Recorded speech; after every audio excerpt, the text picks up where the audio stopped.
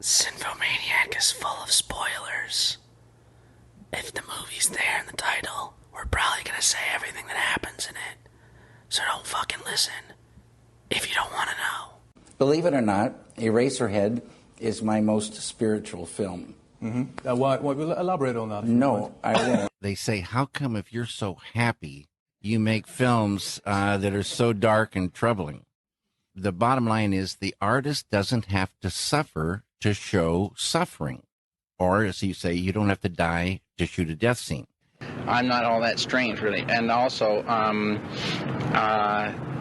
everybody beneath a lot of times a calm exterior is, the subconscious, right? And that's where everyone has their little, well, not little, but, the denizens of the deep and all that. And this film, a lot of people say, is a real sort of subconscious experience. It unearths things that are inside of people. So it's sort of like a dream, the dream theme again too. A candy-colored clown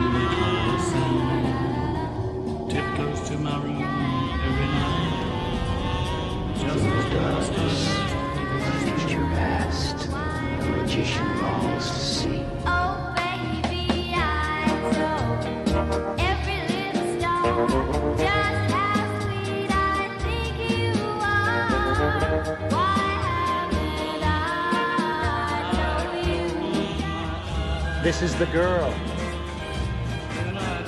Final chance, huh? Between two worlds.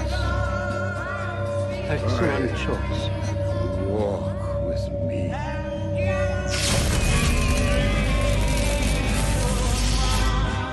we live inside You live inside a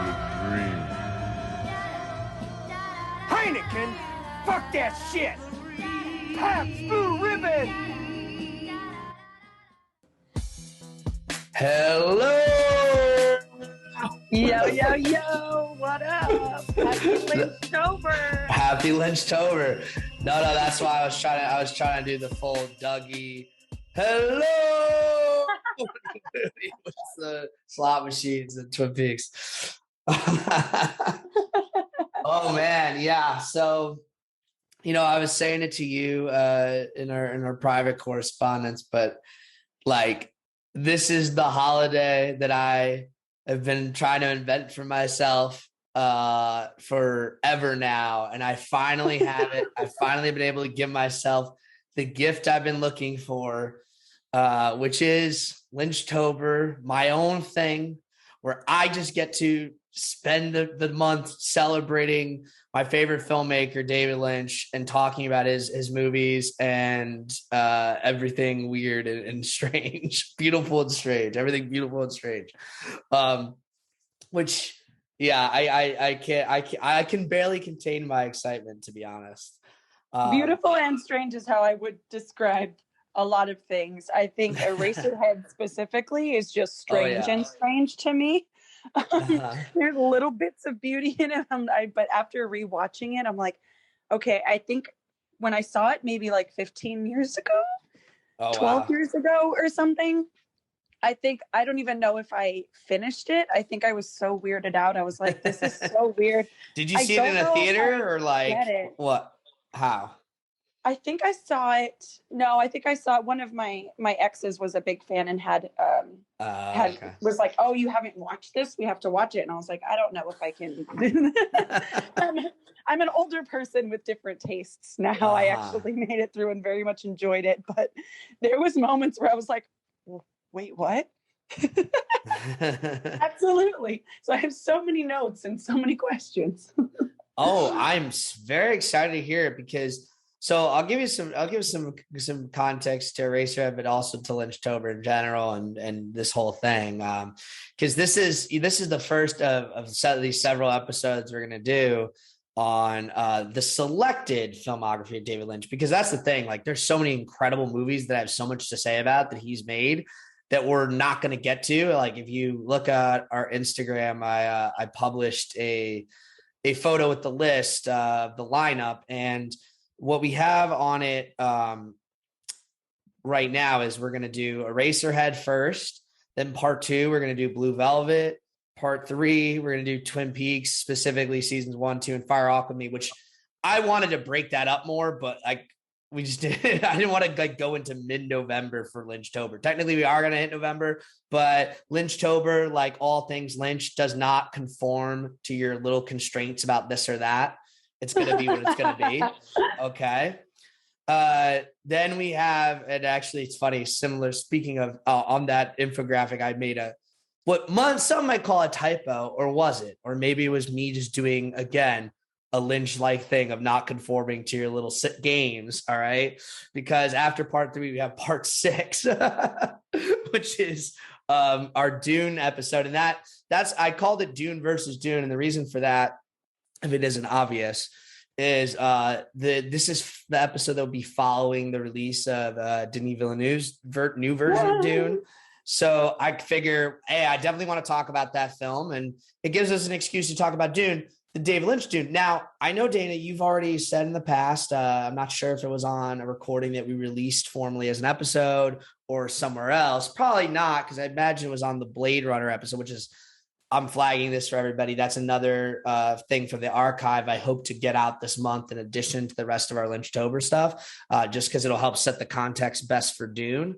But in any case, yeah, Dana, you've admitted, unless you want to recant it now, you've admitted to being a fan of the David Lynch Dune, which is interesting. 100%. Big fan. Okay. David Lynch himself is not a fan of this movie. And that's why normally I would never talk about it out of respect for him. Because even the fact that we are doing it, I know is like making him mad somewhere.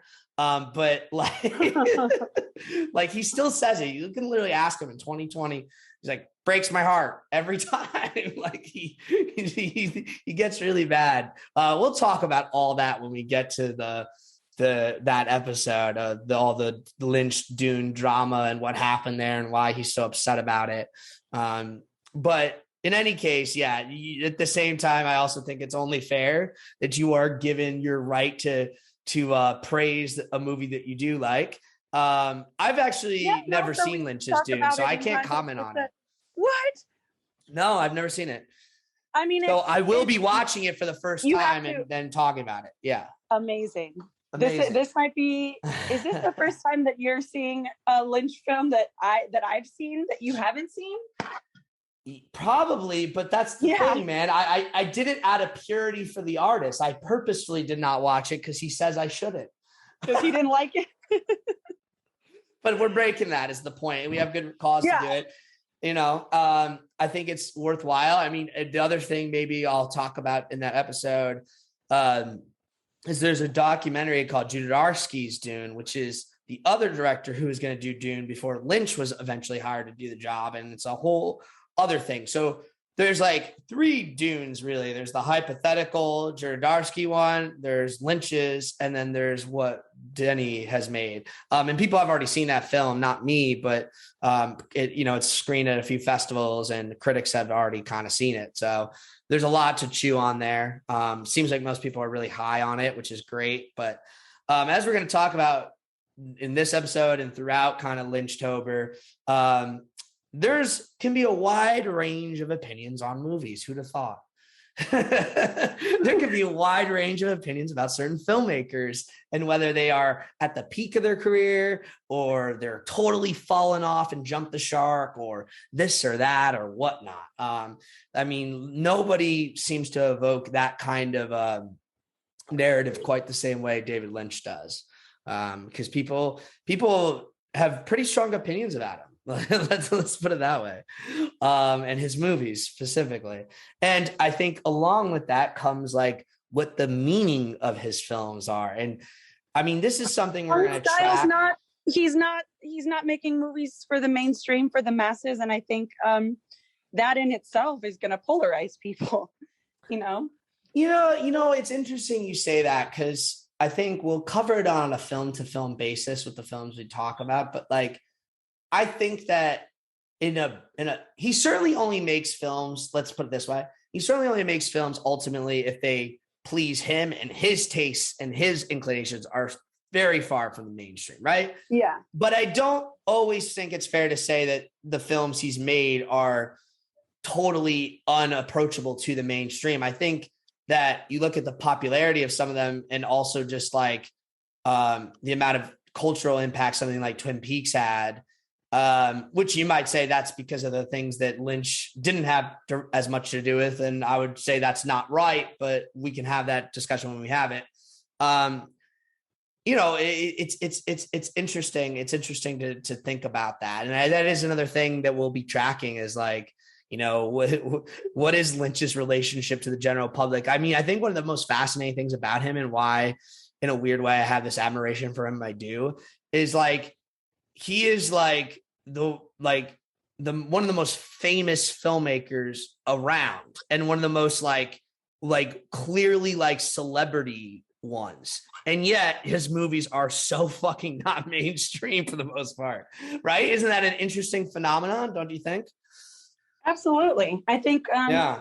But I also think that there is a percentage of us film fans that yearn for that outlier filmmaker, that yearn for this artistic differences and things that you don't see in every film, and things that are strange.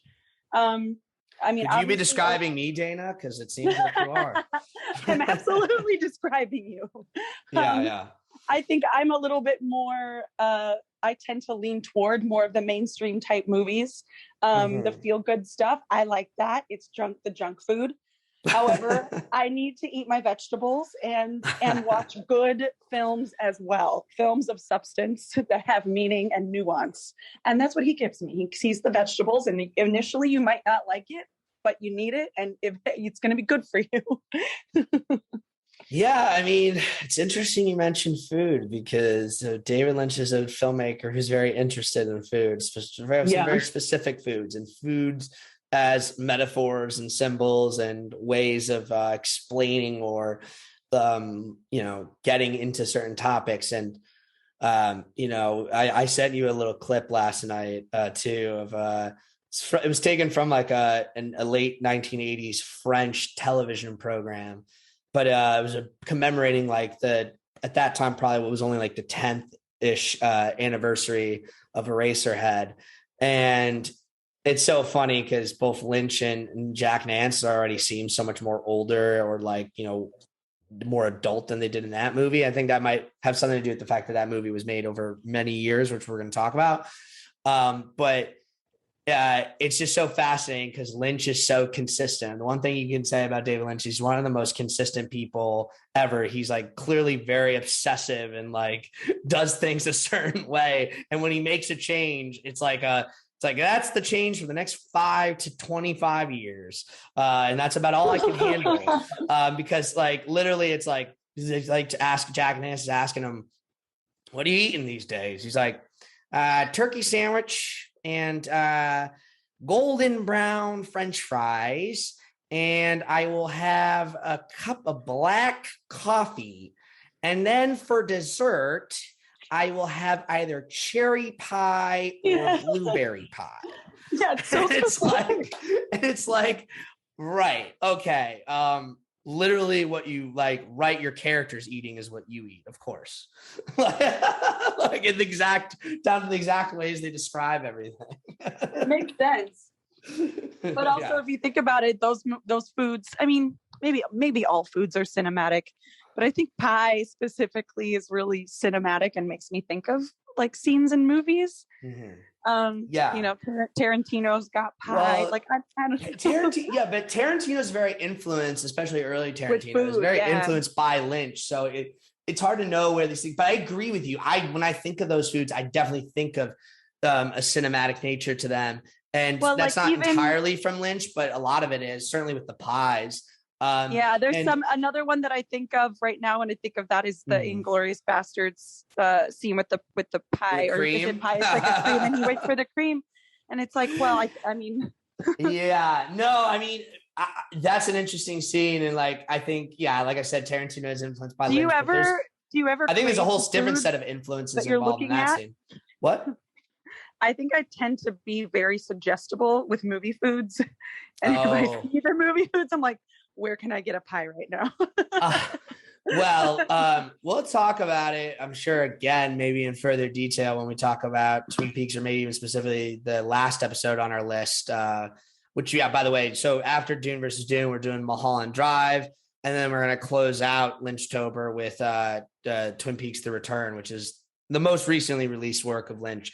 But I just wanted to say, when we talk about that, I very much, that I'll never forget it. It was like one of the biggest days of my whole life. I mean, I remember just like even the days leading up to it, the fucking weeks leading up to it, just how obsessively like I was like pacing around, like waiting, come on, like Cartman in that episode of South Park where he's waiting for the Nintendo Wii to come out. He's like, come on, as the like times can speed up faster. But that day, I remember there almost was barely, like, it was like a mixture of both, not enough time and too much time to wait, because I like went to the grocery store, got all this cherry pie stuff, made a cherry pie for just me to eat, got like 24 donuts for just me to eat, got fucking tons of coffee for just me to drink, and then just like sat on my couch because I was going to like watch a four hour premiere for something I never thought I'd see happen, but like could not believe, and felt like I needed it more than anything else, that if I could just get through this, maybe not even the rest of it, but just through this, I would die happy or something. And I think it's very fitting because there's a lot. That's what I'm saying when Lynch talks about food and the cherry pie and the black coffee. He's talked about it. He's talked about it pretty extensively, what those things mean to him. And like, not to like decode the films in that way, but more like just on a personal level, it's like, it's fuel. Like he talks about all this stuff. Like he has a philosophy to these things. And it's something I want us to unpack over the course of this journey. And I mean, to that point too, I'm going to, it's hard to think of a filmmaker that I'm more immersed in, like everything involved with them. But as I've pointed out on this podcast before, there's always more. I am not like some like college accredited Lynch scholar. You know what I mean? I wish I was, but I'm not. So, there's so much I don't know, and I want to learn. I have not read all of Room to Dream, for example. That's a book I own, but I'm going to read. I have read Catching the Big Fish, but that's a short one, obviously. But I'm going to reread all these things. I'm going to reread them all and get every little kernel of Lynch wisdom that's available. Lynch on Lynch is obviously one of the major texts that, like, if you want to understand like Lynch's direct thoughts on behind the scenes of most of his films, the book, I think there was an expanded edition that came out, but it basically covers up everything other than the most recent season of Twin Peaks.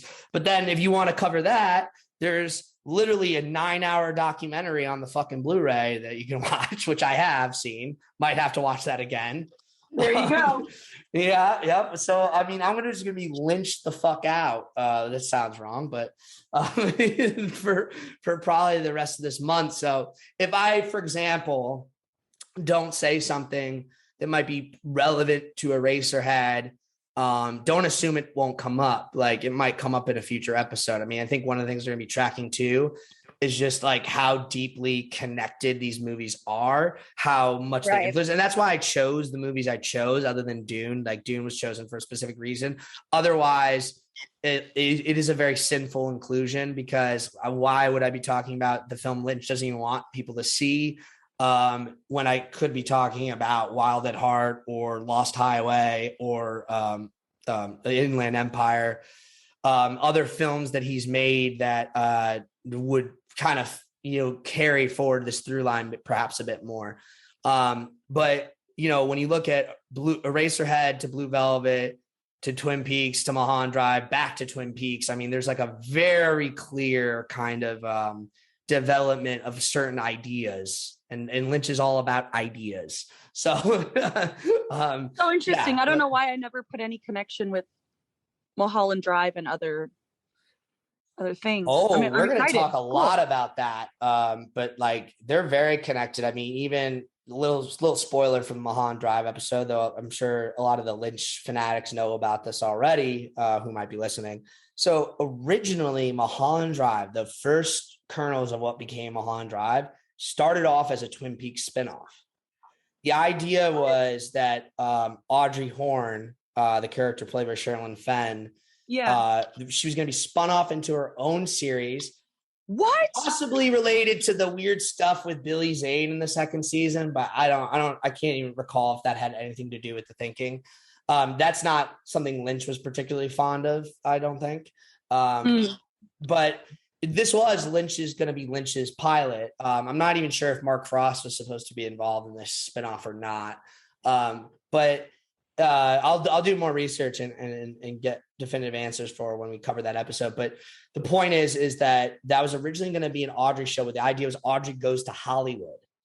And so it was going to be the Twin Peaks universe version of Hollywood, which now you can start to see where you get Mulholland Drive as it is, right? For sure, so, yeah. So then that became, as a few years went by, just became its own, quote, separate story that had nothing to do with Audrey. And you get the characters that you eventually get, and then the pilot became the film, and how that happened is a very important kind of thing to understanding the whole thing as a whole. So we won't talk about that in any detail till we get to that episode.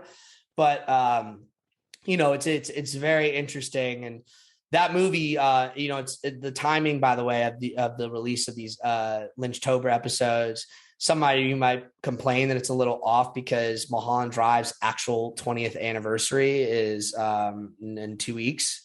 So we're doing the Mulholland Drive episode, quote, late for that, but who the fuck cares? It's 20 years. What difference does it make is if it's like the day? The point is we are going to be able to, quote, celebrate 20 years of this film, which has, made its way into a lot of like canon lists, including the AFI's list, which people might say is biased because David Lynch went to AFI, but is like in the top 5 movie of all time. You know what I mean? Didn't he film Eraserhead while he was there? Yes, we're going to talk about that, but yes. So I mean, he's not like the most like forwardly like, let me celebrate the school or whatever, but he did make the movie there, and we're going to talk a little bit more about that. But I don't know. Yeah, maybe it's totally unfair to say it's biased. Who really cares? The point is Sight and Sound, which doesn't really have anything to do with that, has I think in its top 10 movies of all time. A lot of major film canon publications, as you say, really put that film at the top of film echelon, which I, of course, agree with, by the way. This is not me saying like, oh my God, they like it so much. I absolutely agree with it. We'll talk about the question, is it, in my opinion, his best work? Because when you put it to me that way, I think it changes the nature of that conversation to me.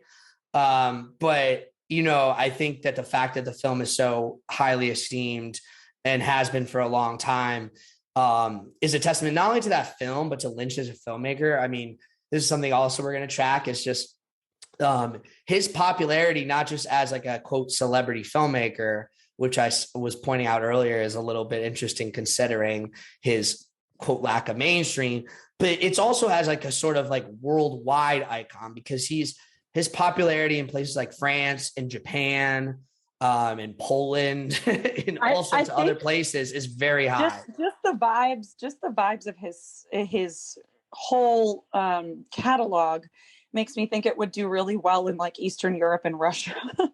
Oh yeah, no, it does. It does. One of the things I'm going to love to talk about, and I would definitely be including stuff like related to this and our video presentations on YouTube and et cetera, is like, the Japanese copy and credit and advertising and all this stuff for Twin Peaks is like some of my favorite, like, treasures of the internet or treasures of the world. Japanese Twin Peaks is awesome. It's just so funny. It's one of the bits of trivia. Actually, one of the first bits of Twin Peaks related trivia I knew even before I actually watched it was that Fire Walk With Me was incredibly popular in Japan. It was like the only place where it's, quote, successful. Wow. Which is interesting.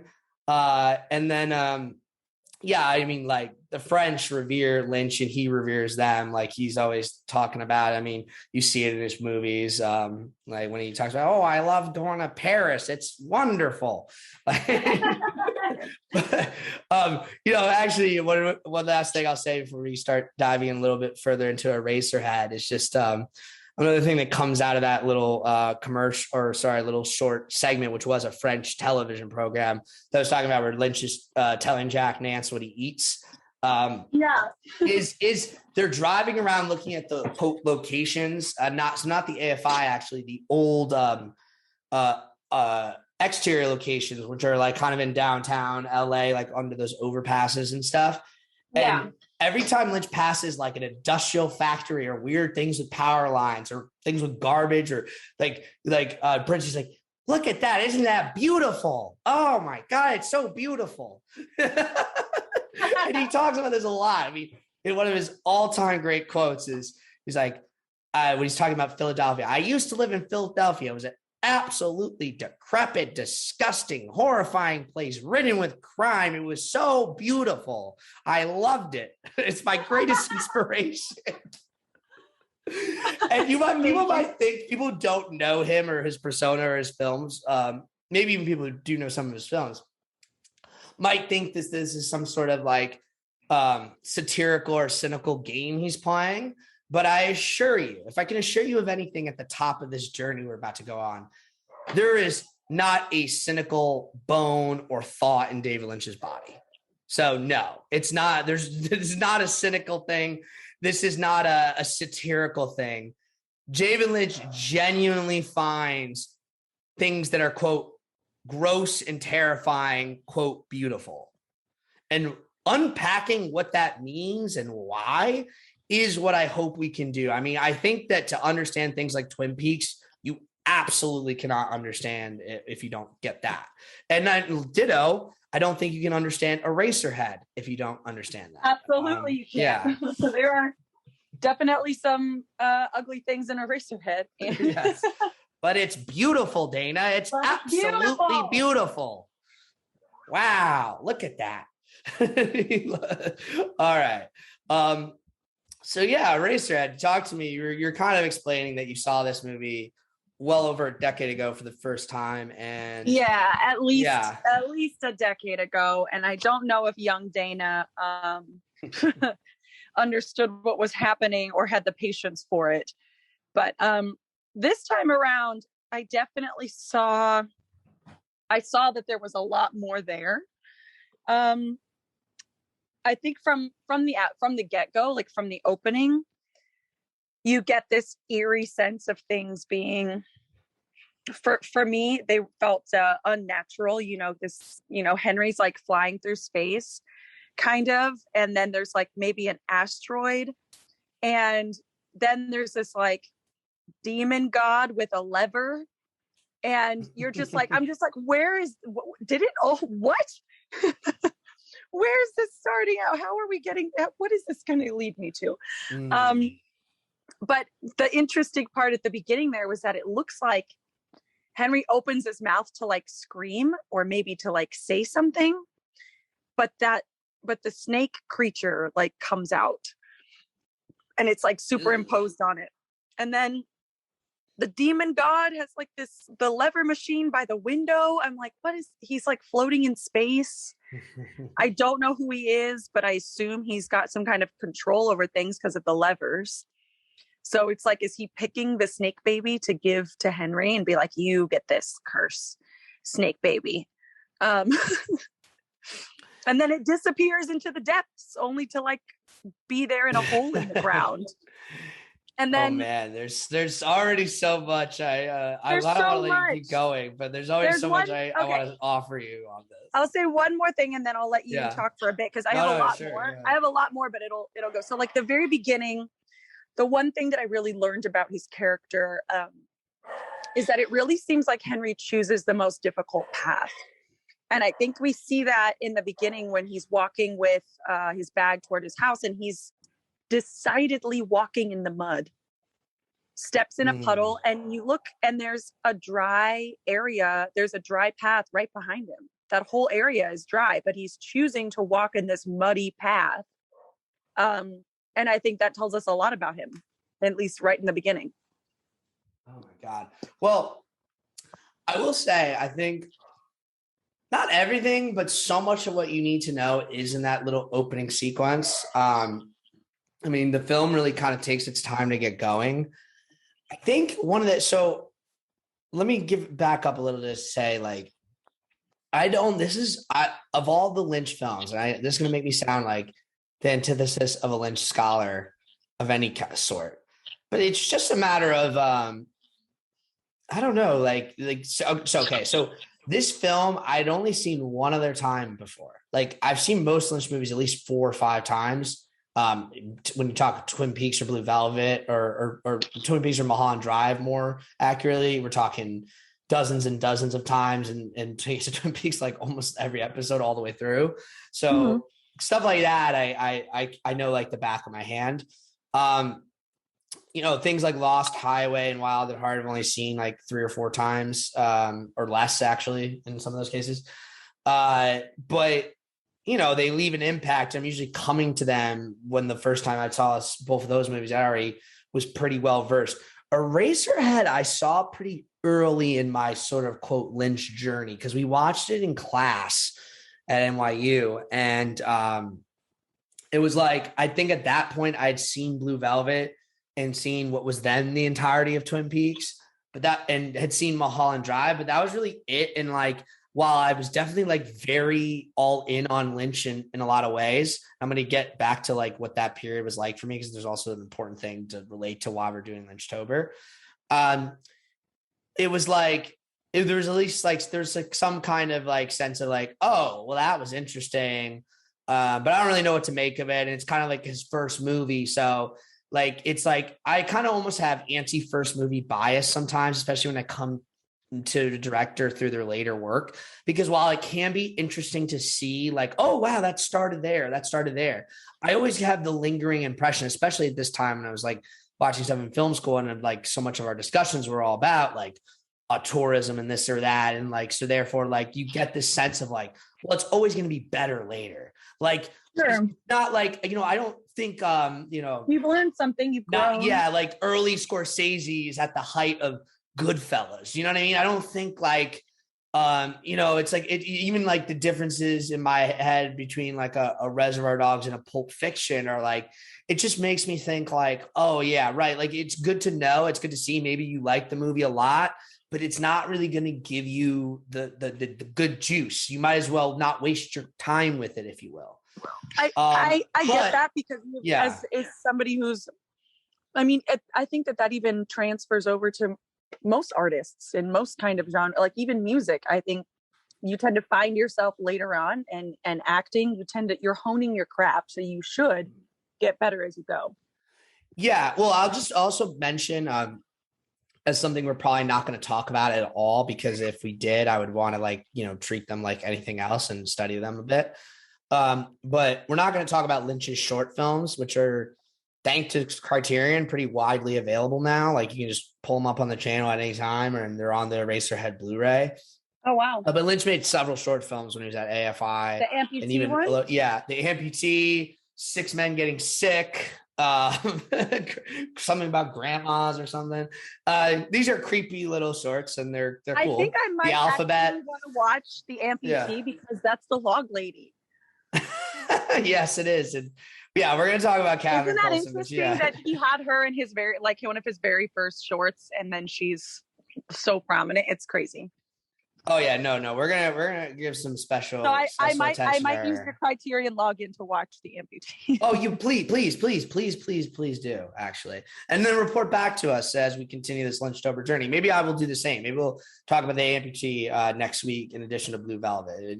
We could do it. But yeah, I just to say that what we just suggested. Otherwise, we're probably not going to talk about the shorts too much, at least not directly. So, it's not as if Eraserhead in of itself is like the only thing that qualifies as early Lynch or whatever. But my point about that is so when I saw the movie those years ago, it kind of didn't really stick with me all that much. It was weird though, because so fast forward, and this is kind of like really where I want to start. And like, honestly, the big thing I kind of want to overall focus on, and this is the advantage of us doing Lynchtober right now in the year 2021, right? Is because I think understanding Eraserhead, at least for me, is so much easier now because of 2017 Twin Peaks. Because one thing I knew about 2017 Twin Peaks almost immediately, I mean, anyone who was talking about it on the internet was talking about this if they weren't complete an un-Lynch verse rube. Like the film clearly, or that work, I'd say film, but that's what he would want to say. The film clearly takes a lot of full circle inspiration right from Eraserhead.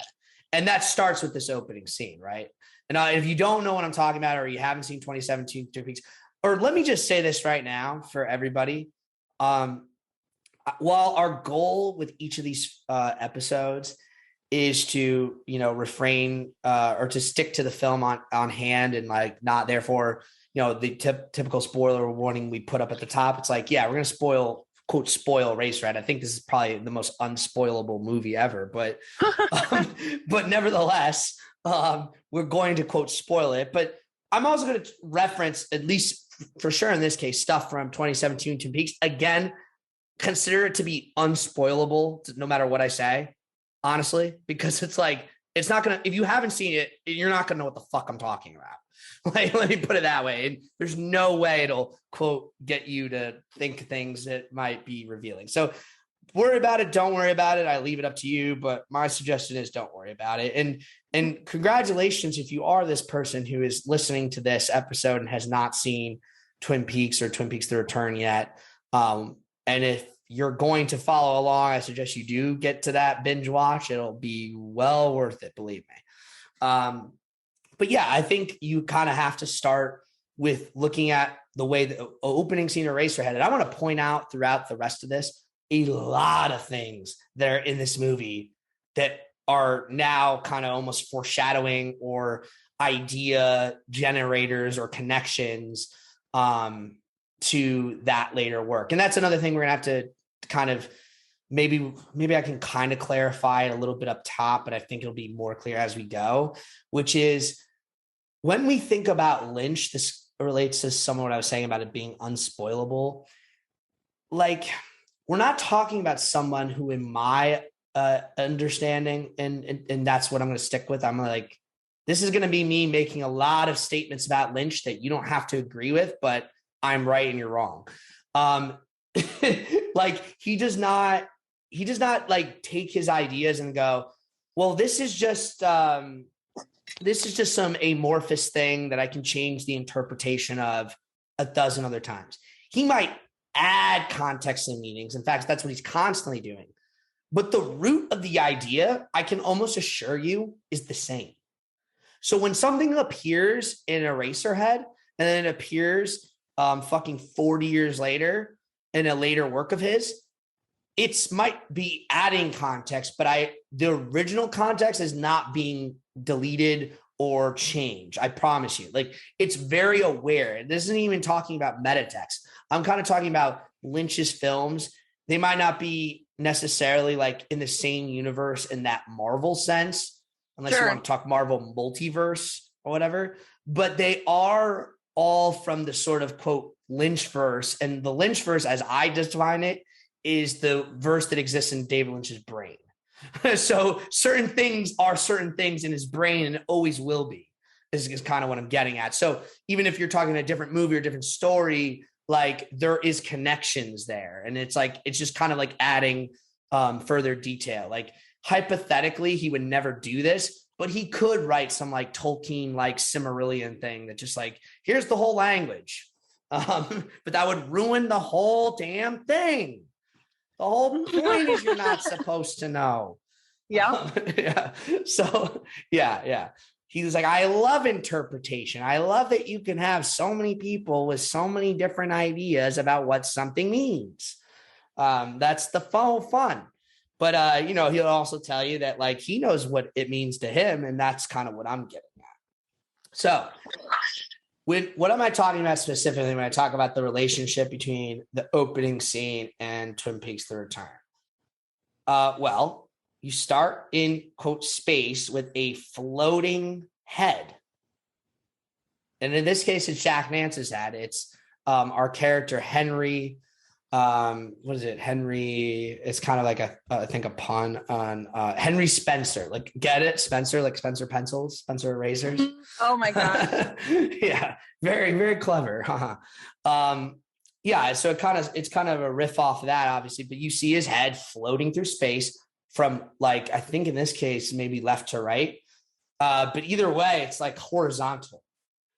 There's a scene in Twin Peaks: The Return, and I believe part 3, where you see, I'm not going to say which character, that might be considered a spoiler, but you see a character, a very important character's head floating through space the exact same way, black and white, etc. Right? See where I'm going with that? So this is a repeating image. So right off the bat now, when I watch Eraserhead, this is what I meant when I said the difference. When I watch Eraserhead now, I'm like glued to my fucking seat because there's so much in here that I'm like, oh my God, that's this. And I already knew that because when I was watching Twin Peaks, I was like, oh, isn't that a reference to Eraserhead? Isn't that a reference to Eraserhead? But I actually, in the years since that came out, and it's been 4 years now, I had not gone back and like watched Eraserhead this entire time. So this was kind of like a really cool thing to finally go back to and be like, oh, et cetera, et cetera.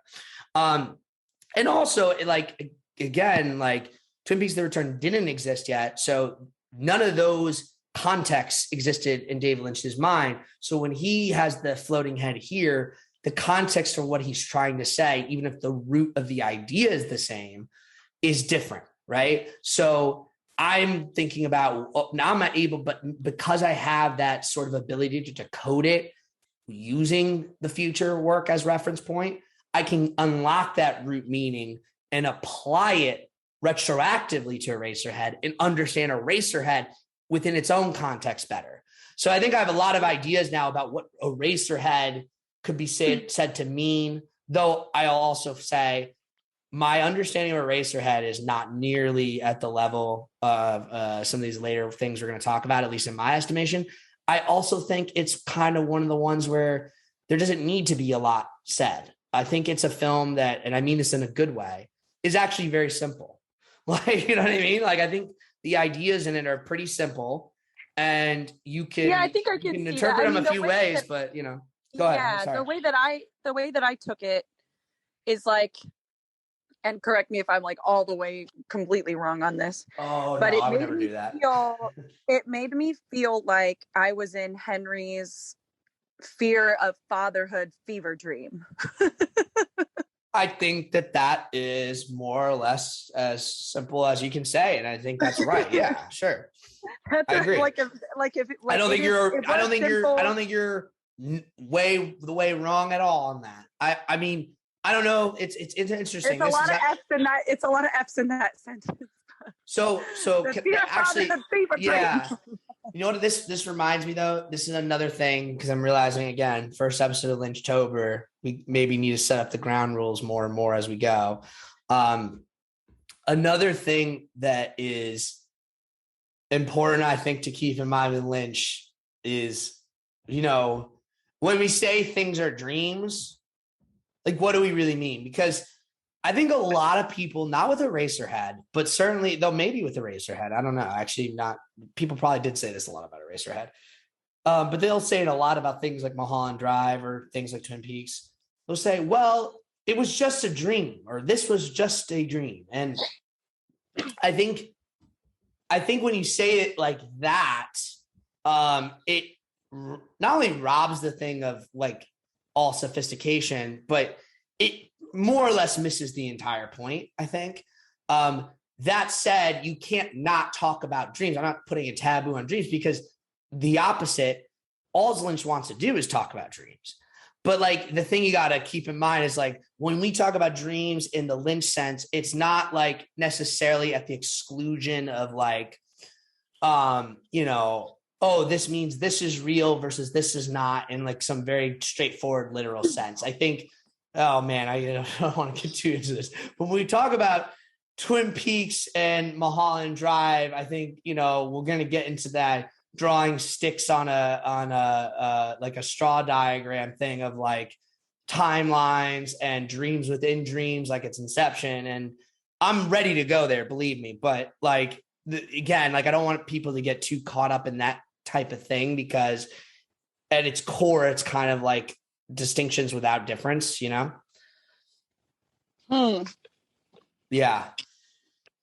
Distinctions without difference, I mean, in the sense that like, film itself is a dream. And that's like that's an old school film theory kind of perspective. You go back to like guys like Baudrillard, they'll be telling you that, right? But Lynch, takes that, and we talked about Linklater and the Before trilogy recently. That episode hasn't gone up yet, but it will soon. We talked about that, and with the thing with that is like, he's another person with waking life and other things, where the way he looks at time and all that stuff. It's like there's a nature to film itself that is inherently dreams, and some filmmakers like to really dive into that, and that's what Lynch is doing. So again, it's like that's what I mean about distinction without a difference, because by the very nature that it's a movie, it's a dream from the right. This It's already something unreal from someone's brain.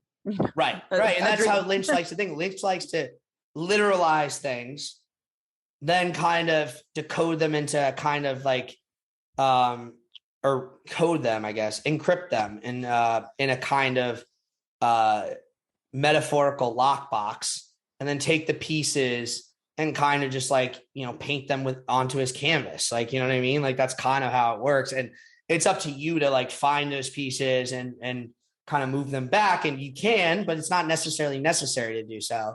As long as you're able to look at the painting and feel something or understand something. I think that's kind of like the important overarching perspective I want to make sure people understand up front. So don't get too caught up in the use of words like dream. We're going to use it a lot, but it's not like, ooh, it's like St. Elsewhere, where the whole thing was the kid's dream. I'm like, oh my God, give me a break. Anyway, so you have those floating heads. I think the thing that also keep in mind, because you're describing, like, is it a meteor? What's going on there? Or like an asteroid or something. Yeah. I think, and I'm not the first, probably nothing I'm going to say, I want to be the first person to say it. So let me just get that out of the way. So if anyone else thinks like, I think I'm being so clever here. To me, like you hit the nail on the head when you said, oh, it's about his paranoia about fatherhood. Well, what you're seeing is sperm and egg. Oh my God. Yeah. Oh, see that now? Totally.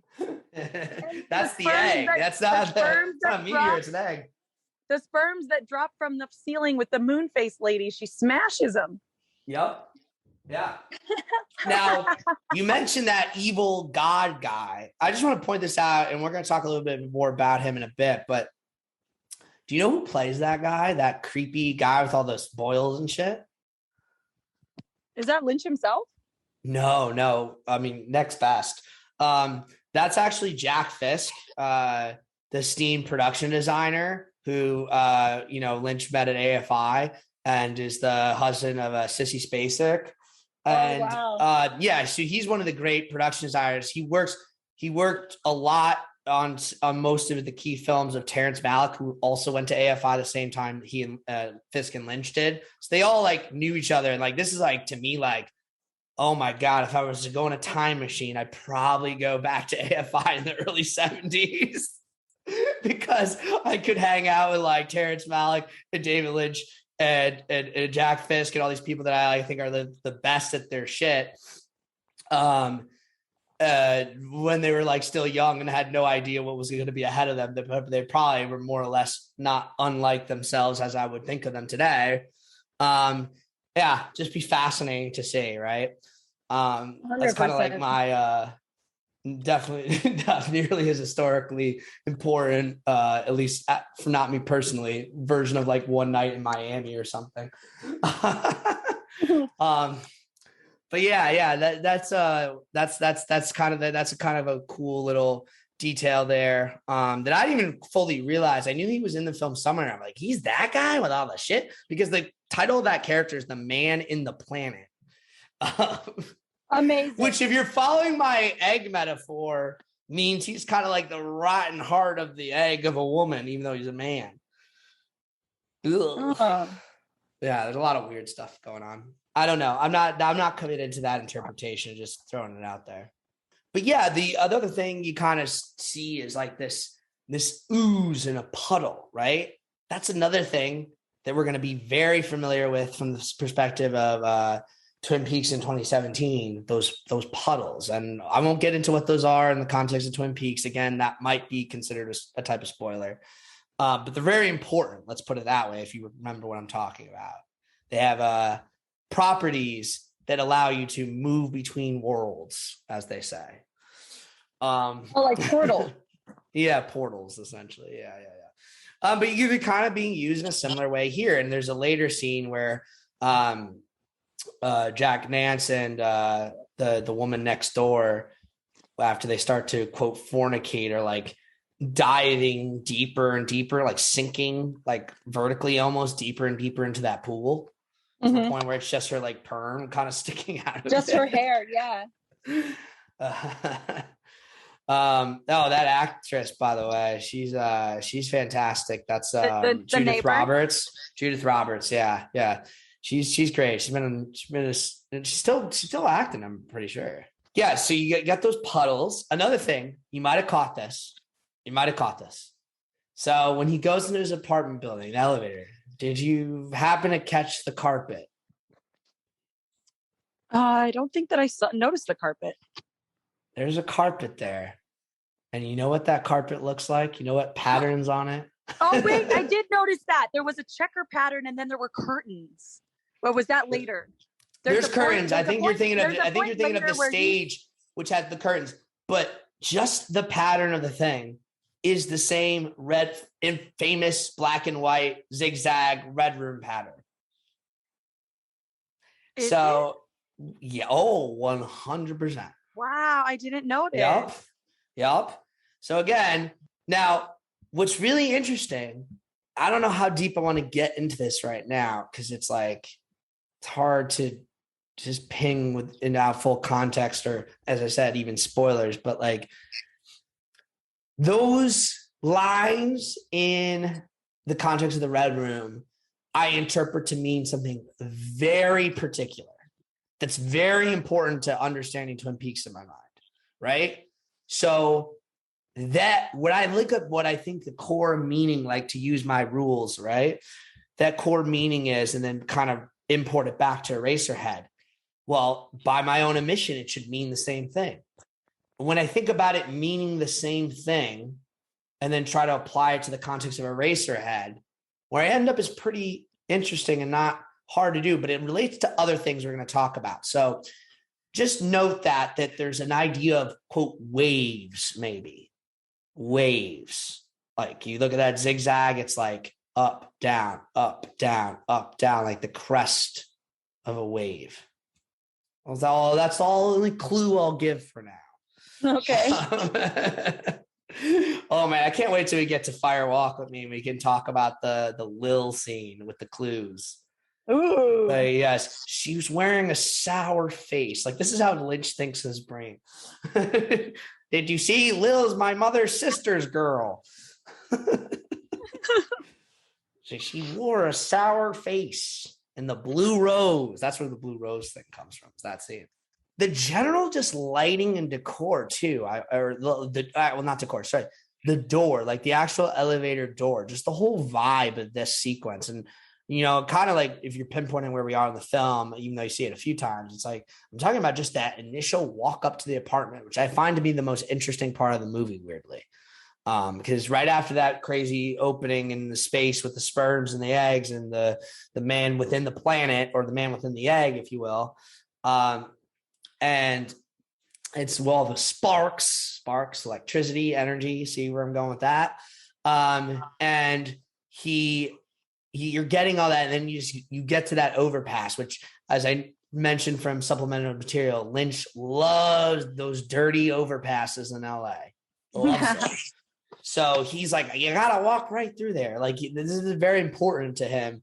And yeah, I mean, again, I can't pinpoint exactly what it necessarily means, but it's just something to keep in mind, right? And so then you get up to his apartment and you get to the elevator, and that's where you see the carpet. So to me, there's something almost like you could say proto Red Room about his apartment's entrance. You know what I mean? Like the kernels of what will become that idea are somewhat present here. And that then takes on another interesting characteristic that links it to the return, which is in Twin Peaks 2017, you get that space. Again, I'm not going to get into too much detail about what that space is meant to be or mean or whatever, or how we are introduced to it. There's that space that's that black and white world, right? You remember what I'm talking about? Mm-hmm. And you are seeing, there's a little asterisk, I'll say, about calling it the quote black and white world. That's not quite accurate, but there's a good shorthand talking about this sort of quote palace that includes a movie thing with a curtain, that includes these figures walking around these lighted carpets, and there's a noise. And we're going to get to noises in a second because 89% of this movie is noise. Okay. When Jack Nance's character in Eraserhead hits the elevator door button, it makes a very particular noise. Now, we're not getting to the return today, but I want you to remember that noise. Listen to it again in Eraserhead if you can. And remember the first words of return. Listen to the sounds, okay? Always remember, it's not just the visual that goes on in Lynch movies. If you want to understand them, you need to listen to the sounds. There's a sound in Eraserhead that you're going to hear in other things later. That's all I'll say.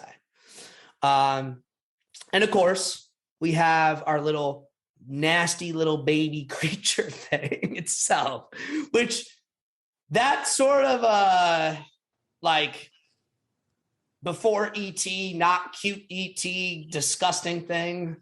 I feel bad because it's like, it's their baby, you know? Yeah. Yeah, it's like crying. But that's the whole point. It's kind of like, you would hate it too. Yeah. Or do you, Dana? Tell me. How does that thing make you feel?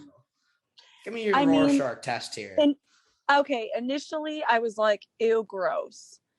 And then I don't know if it's like a womanly thing or whatever, but they use a real baby's cry for that thing. And so when the baby cries, I'm like, oh, it needs help. It's just so lonely. It needs love. That brings up an interesting question. Before it was like crying, but then I hated it again when it started laughing at me. I was like, that's it. Oh, how very telling. But I mean, one thing I was thinking about, especially the scene where Jack Nance is really freaking out about it, and then he does something very bad. There is a question of if infanticide might come easier to a man. I don't know. If they don't have as much built-in nipple clinging empathy. I don't know. I wonder too. Well, his mom abandoned him. Also, let's think about that. And true, which is infanticide by different method, because in traditional like survival, like if the mother abandons you, you have no milk, you're gonna die. You're gonna die. Absolutely. Exactly. And there's like a lot of milky liquids in this movie too. Like a lot of liquids look like milk. Everything, which I think also goes back to like the baby and like mom, the baby and the sperm, all of it's one thing, kind of. I think I definitely was not feeling a connection with the thing until that. But part of me toward the end, like, I don't think Henry was planning on committing infanticide. I don't think he was trying to initially. No, I think he's trying to resist it the whole time, but then. Yeah, I think, but he cut open the gauze. He's trying to let him go, I thought. Like free him, you know, like when you swaddle the baby, like a real baby, if you swaddle the baby for too long, like their muscles start to atrophy and stuff, like they need to stretch, but they also, you don't want them to scratch themselves and whatnot, so you swaddle them. But then if you ever seen, by the way, these went viral over quarantine because they're so cute, human babies that baby. I've seen a human baby before. Yes, when you swaddle it and then you unswaddle them, oftentimes they want to stretch really big, and it's adorable. Like you take off the swaddling and their arms just go up and they want to like stretch everywhere because they've been swaddled. And initially part of me was like, well, maybe when he takes off this gauze, we're going to get a cute like arm in the air to be swaddled. you know, like, because he was just swaddled. He wants to stretch, and he's going to have these. I did not get a cute arm in the air, Marcus. I did not get that. I got the opposite of that. Well, yeah, I just think that the look in his eyes when he's getting ready to cut the thing, it's like he knows it's going to probably hurt him. Yeah, absolutely. You know? But I also that's why he's like cautious about it on the am one I hand, but like clearly committed. Am I putting it out of its misery? Am I doing this thing a favor? Like, what kind of life are you going to have with no arms and no legs and an alien face? You're never going to get a job. You can't get a girl. Like, it's not going to happen for you. I mean, yeah. I don't know though. In the weird Eraserhead universe, I'm kind of wondering if there's like a little like nursery for things like that. Oh, for sure. It's, you know, what's it called? The Beetlejuice universe. He'll be that's what I was gonna say. I was like, there's something very esque about that idea. You'll be a star, the armless wonder. Another thing that we kind of already mentioned it, but you see that's got connective tissue to later Lynch, not even just Twin Peaks, but Mulholland Drive, is the stage and the curtains. Yes. Right. And this like these stop and shows from our favorite little lady, the lady in the Radiator. The moon face lady. Yeah. Yeah. Which they're, oh man, I don't know. That weird. Is she in the Radiator? Because that's what I thought, the little light that glows in the Radiator. She's literally called in the credits Lady in the Radiator. So I think yes. Gosh. Yeah. Which is funny. Yeah, no, that sort of whole thing, the idea, and I think even the idea of her being, quote, in the radiator, again, it's like energy, heat, being inside an object. These are all things that, as ideas, like certainly feel like they were, the ancestor of a lot of things you're going to see in Twin Peaks and Mulholland Drive, etc. Also, now, get ready for this, because the next couple things I'm going to say are, you thought I was, when I talked about the rug or that sound of the elevator button, it doesn't get any more direct 1-2-1 than the next couple of things I'm going to say that are in Eraserhead that are in Twin Peaks, okay? And in a very significant manner, okay? Okay. Number one, next to Henry's bed, and you see him with him these a few times, the little tree branches. Yeah, in the pile of mud. And on the stage with the moon face lady, the radiator lady, there's a bigger version of the tree. Right. I don't know if it's a tree or if it's now, just I don't know if these are meant to be or can be said to be explicitly sycamore trees or sycamore tree branches. But the idea, the metaphor, and again, I'm not going to go too deep into this right now, of branches as transmitters, as antennae, as receivers of waves. Okay. Ooh. Yes. Is built into this. So the idea of even the little lady in the radiator being akin to a record player, a stereo. See where I'm getting this? A radio, essentially. These are all things that, again, it's like, that's the funniest thing about doing this Lynchtober the way we're doing it. I almost feel like I'll be able, like, if I'm sounding like I'm phrasing things as ambiguous questions as opposed to definitive claims, it's only because I'm trying to be protective of the process here. Because I think when we get back to these things, when we talk about Twin Peaks, I'll be able to more definitively be like, well, now you see what I was getting at with Eraserhead, right? Anyway, next up, and this is really important because these branches are at top, you mentioned already, a mound of dirt. Now, mounds of dirt in Twin Peaks they're not one of the more like obvious things, but they are throughout, right? Starting with the murder scene of Laura Palmer. Again, that can't be a spoiler because it's like the first thing that happens. Yeah. The whole show but the murder scene of Laura Palmer involves a mound of dirt. On that mound of dirt is placed the note, the famous "Fire Walk with Me" note, right? Yeah. Mound of dirt comes up several other times, including the going back to the beginning recreation of that will become that murder scene in the movie Fire Walk with Me, where a certain ring is placed on that mound of dirt. Then later, throughout the return, there's a couple parts where Hawk, Deputy Hawk, talks about you got to put dirt in your pocket. You got to sprinkle out the dirt if you want to, quote, get back. So these are all ideas about what is this dirt? What does the dirt mean? What is the action of the dirt? Why do you need the dirt in your pocket? You know what it reminds me of? Yeah. Traditional vampire lore, if you wanted to travel as a vampire, you had to carry the dirt of your homeland in your pocket. Well, that's actually very apropos to what the point I'm alluding to is. There is something, I'm hesitant to even say as much as I want to say about it right now, but let's just leave it at what you said, Dana. That's actually gives me a good out on that.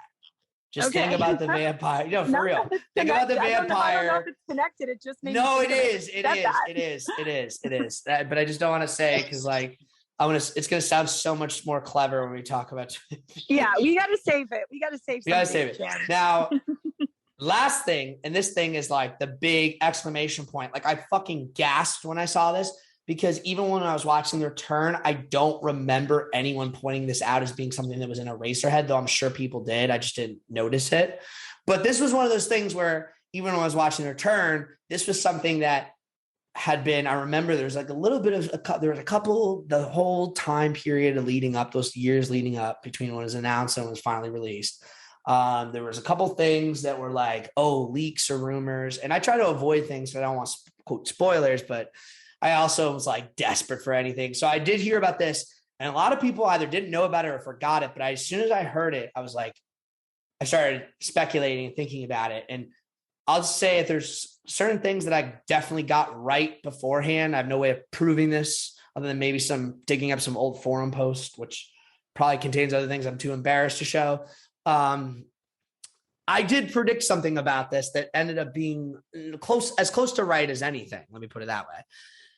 But the thing I'm talking about, and the thing that I'm referring to in Eraserhead, is above the mound of dirt and the little branches next to Henry's bed, Jack Nance's character's bed, is a photo of the atomic bomb explosion. What? Yes. I didn't see that. Yes. Wow. It's all right there, Dana. That's what I'm saying. Once you start seeing these things, I I apparently don't pay any attention. No. I'm paying attention to these things almost like specifically. I'm fucking playing Where's Waldo. I'm looking for all these things, but it's all good. No one told me in advance of this watch, but like, I'm like explicitly in my head, because it's just what I'm like almost like trained to do, is I'm like looking for things that are related to other things. And I'm like, there it is. And I made a sound just like that, like I was like some creepy baby creature. I was like, when I saw it. Now, last thing I want to point out, and this is an intentional segue into the next thing I want to get into, is another item you see then around the apartment of Henry is the record player. And what is that record player doing? It's skipping. Which gets me to my point, which is you cannot talk about Lynch, and certainly not Eraserhead, without talking about the sound. Listen to the sounds. And, I already mentioned some of the big ones. The record player itself, the skipping record player, the elevator button noise, which again, go back and listen to that noise and tell me if you don't start recalling where you might have heard that noise and other things. But also just the general constant ambience of the film, right? And it's made of two ingredients from what I can tell. They are interrelated, and certainly interrelated in the concept of the Lynchverse, which is wind and radio waves / like static.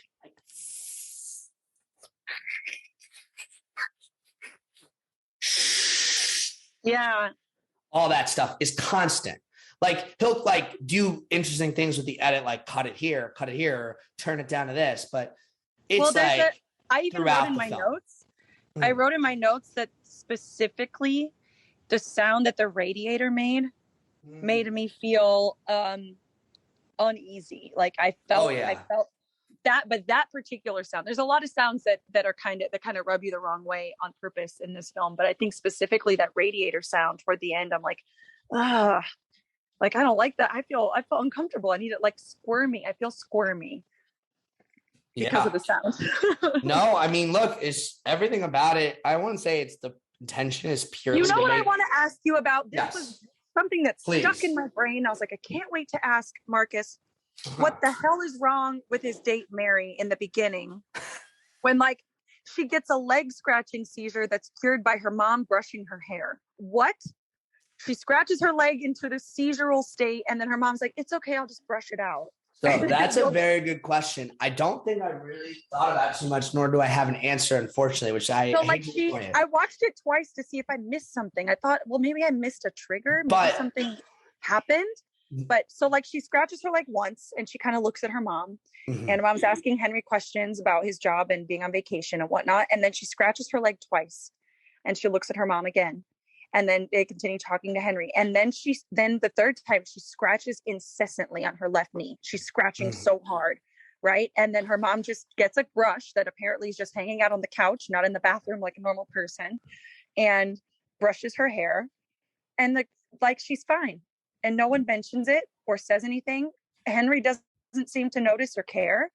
What happened? What is happening? So, I mean, I want my hair brushed too, but I'm not going to throw a knee seizure over it. So, okay. So this is interesting you bring this up because like I said, I don't think I paid particular attention to that the way you did, nor did I have therefore do I have a what I consider to be a coherent or meaningful or interesting interpretation of it. However, this is a great opportunity to talk about how I would eventually maybe arrive at that, right? And I had mentioned this before about the way I try to approach Lynch stuff and the advantage of viewing Eraserhead through the future knowledge of all his subsequent work, right? Because, for example, if I'm going to use the kind of thinking I applied to a lot of the other stuff, I would look at other things in some of his other films that have maybe some similar attribute to them, right? And that's the issue is like, I might get the attributes wrong. I might,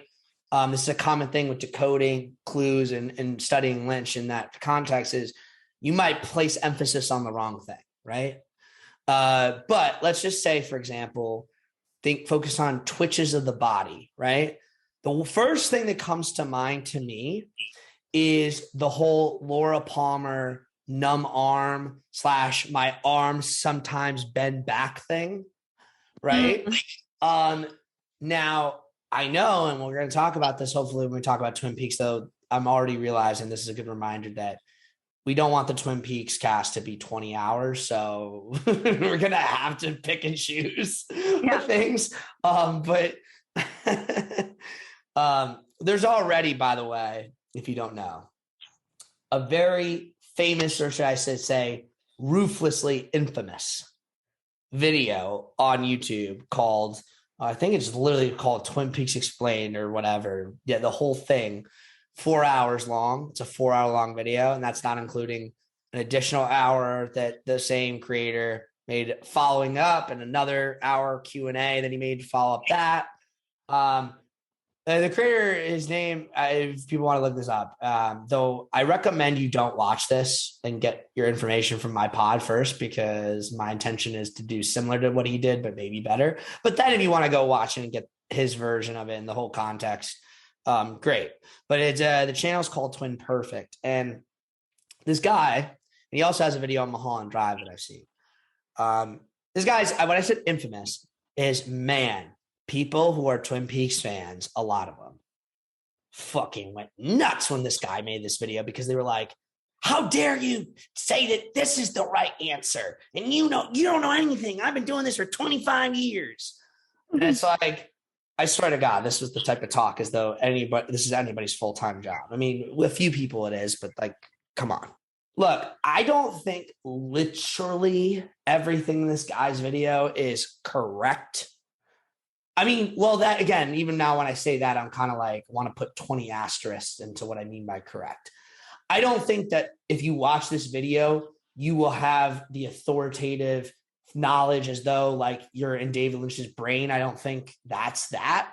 I do think that this video is like pretty incredible because I think it certainly helped me. And I think it kind of offered up things that people had been trying to say for a long time, but weren't quite getting all the way there.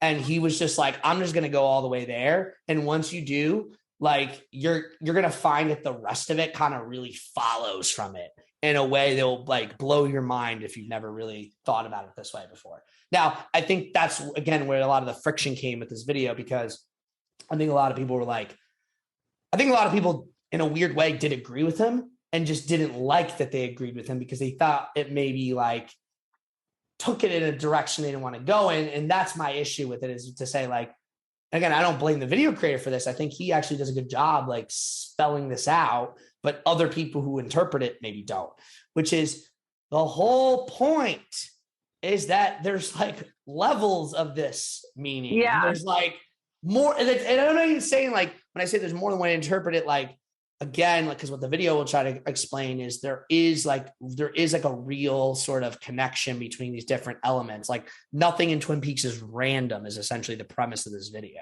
Like literally everything is considered, right? So there's that, and it like all can be traced back to the origin of it. So there is that. So what I'm gonna attempt to do as we go through this entirety of Lynchtober is hold firm to that sort of agreement I have with these videos, which is to say that I do agree that there is, as I pointed out earlier, a consistency to the quote Lynch verse, that things are meant to mean certain things and that these things are intentional on the behalf of Lynch. And then if you are able to hone in on what those things are, other things will follow from it in ways that you'll know you're right, because all of a sudden things that never seemed like they were congruent with each other all of a sudden make perfect sense together. If you're, yeah. Mm-hmm. So that's what, again, I'm a big, as you know, Dana, I'm a big believer in arguments. So like, I think a lot of people who criticize this don't like the fact that his argument is really the best one they've heard. Like, you don't have to think it's the end all be all, but believe me, you really haven't heard a better one until maybe the one I'm going to give you. Okay, because I've taken what this guy has said and I've added on to it and given my own little twists and spins on it. But like I also said, I don't think I had the time to go over it in the level of exhaustive detail he did.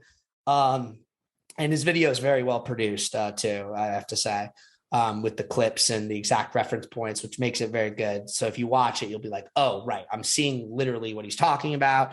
He's pulling up a graphic of the exact quote from Lynch that gives the suggestion towards this.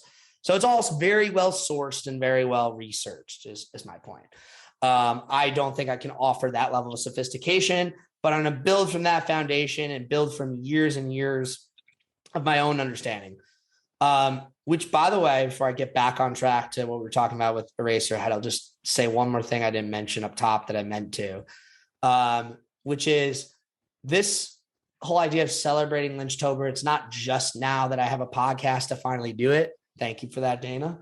Yay. But it's also that it actually is, I realized recently, been 10 years since I first saw both Blue Velvet and what was then all of Twin Peaks. Like, it was October 2011, I think, was when I watched all that stuff for the first time. Mm-hmm. So I think maybe I'd seen Mulholland Drive already. Pretty sure I did. But like, even then, like, my understanding of that was not nearly as good as it would become, obviously, after seeing the other stuff. And then that's kind of like started my whole obsession and fandom with Lynch, was right around then.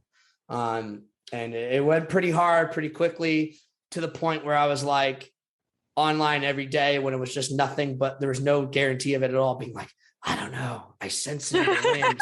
I sense it in the wind. There'll be something. I know there will be. And people have been like doing that for 20 years. We're literally like, no, there won't. Give it up. And then there'll be other people who have been waiting for 20 years. We're like, no, but it must. I've been holding out hope. You're saying, when? But when? And I'll never forget that day. I mean, we'll probably talk a little bit more about it when we do our Twin Peaks episode, but it was like, honestly, like the craziest day ever. It was like, we just literally just started with a tweet. It was like, I can't believe he said this shit, because that gum you like is coming back in style. And people were like, ah, because they knew that had to mean it. That they knew. But yeah, talk about a crazy time in my life. But right, so again, getting back to this idea of sound and radio wave static, what is the significance of this? Well, I kind of already alluded to it when it came to this idea of the woman in the radiator, the idea of maybe that thinking of it like a radio itself, right? Everything in heaven is fine. Everything in heaven is fine. There's communication. There's this sense of like, okay, now let's try to put the two ideas together, because I think that's where it gets the trickiest, but clearly the answer is somewhere in there, which is we have this idea of sexual intercourse, right?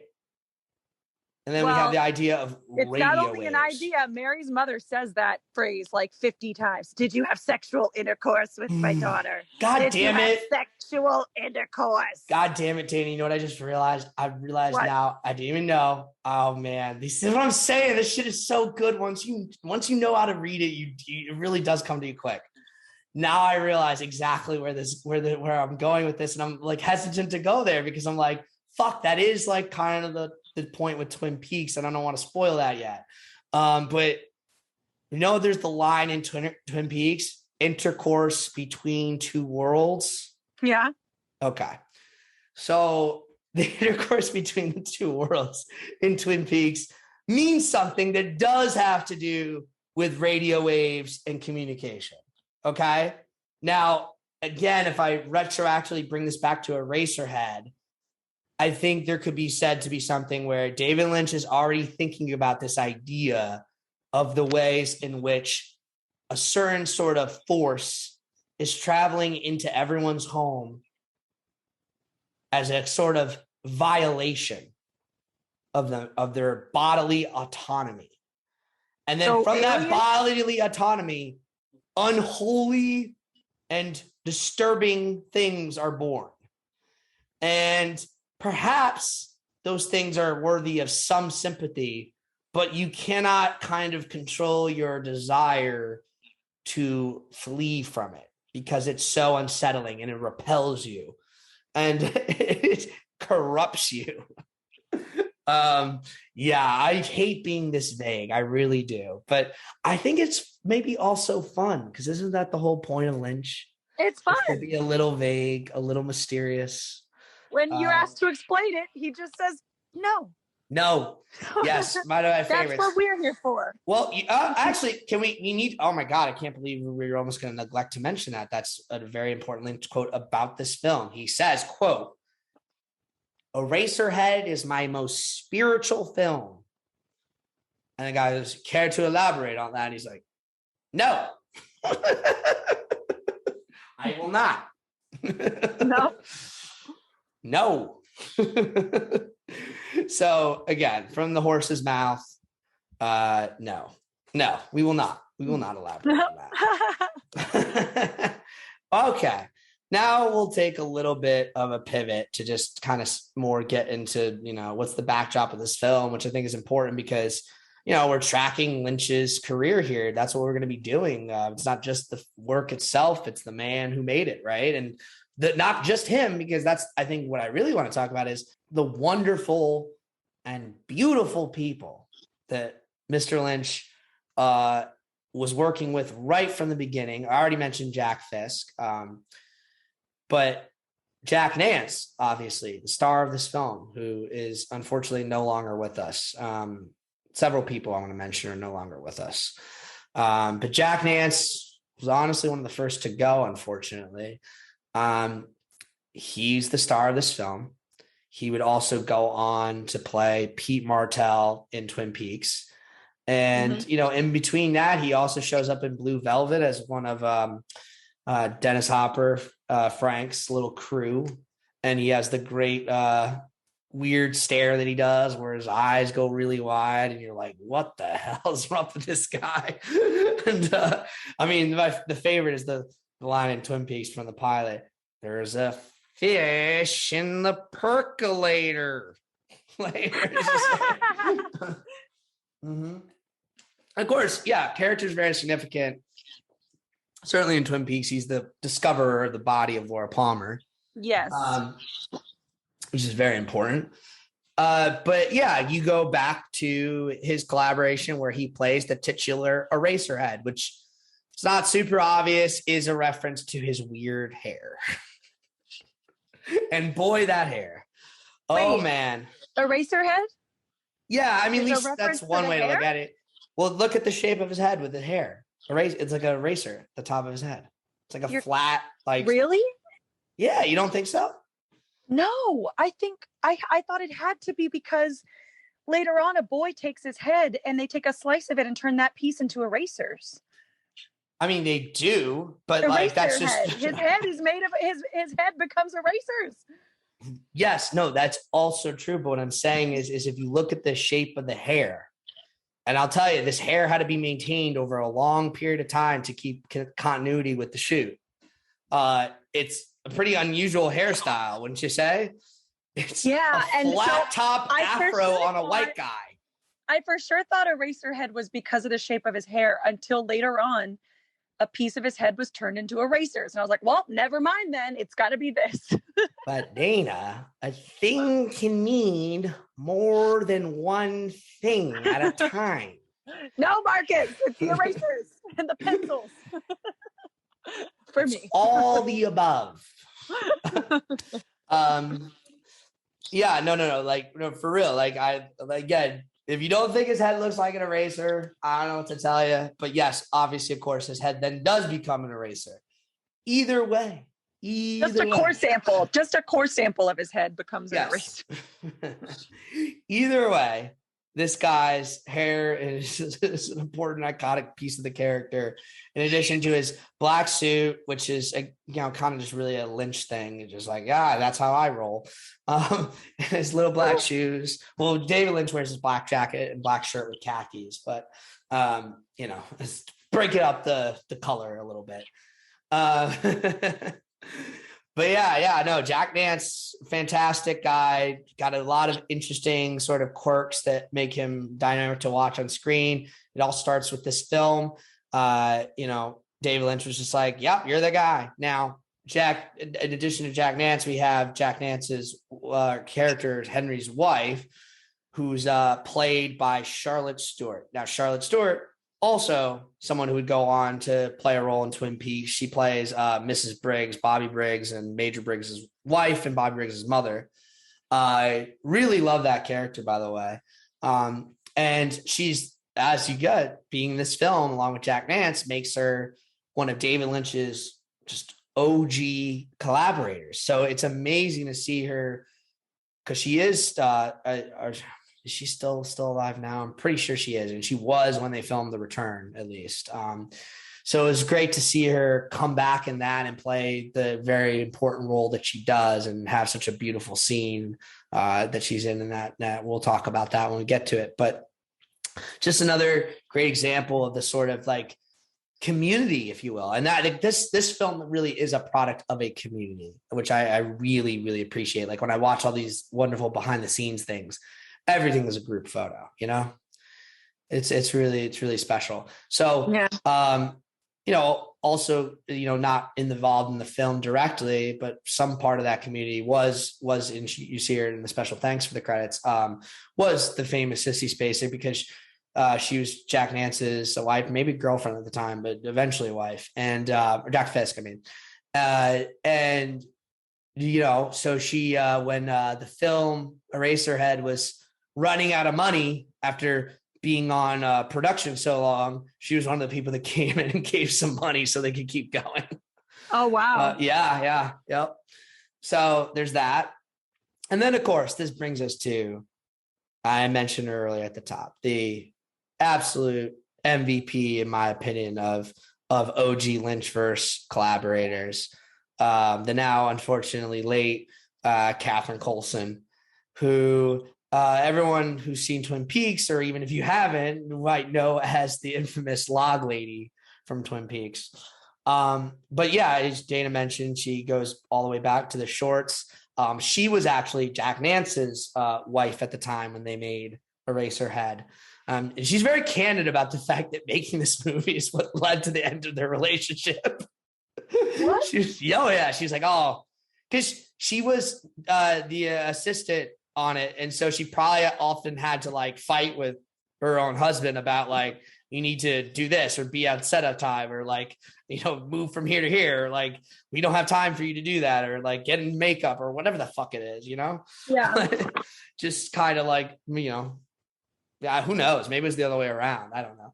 But Jack Nance strikes me from what I've seen of him as a very kind of eccentric guy in real life too, So, I mean, but clearly she's a woman.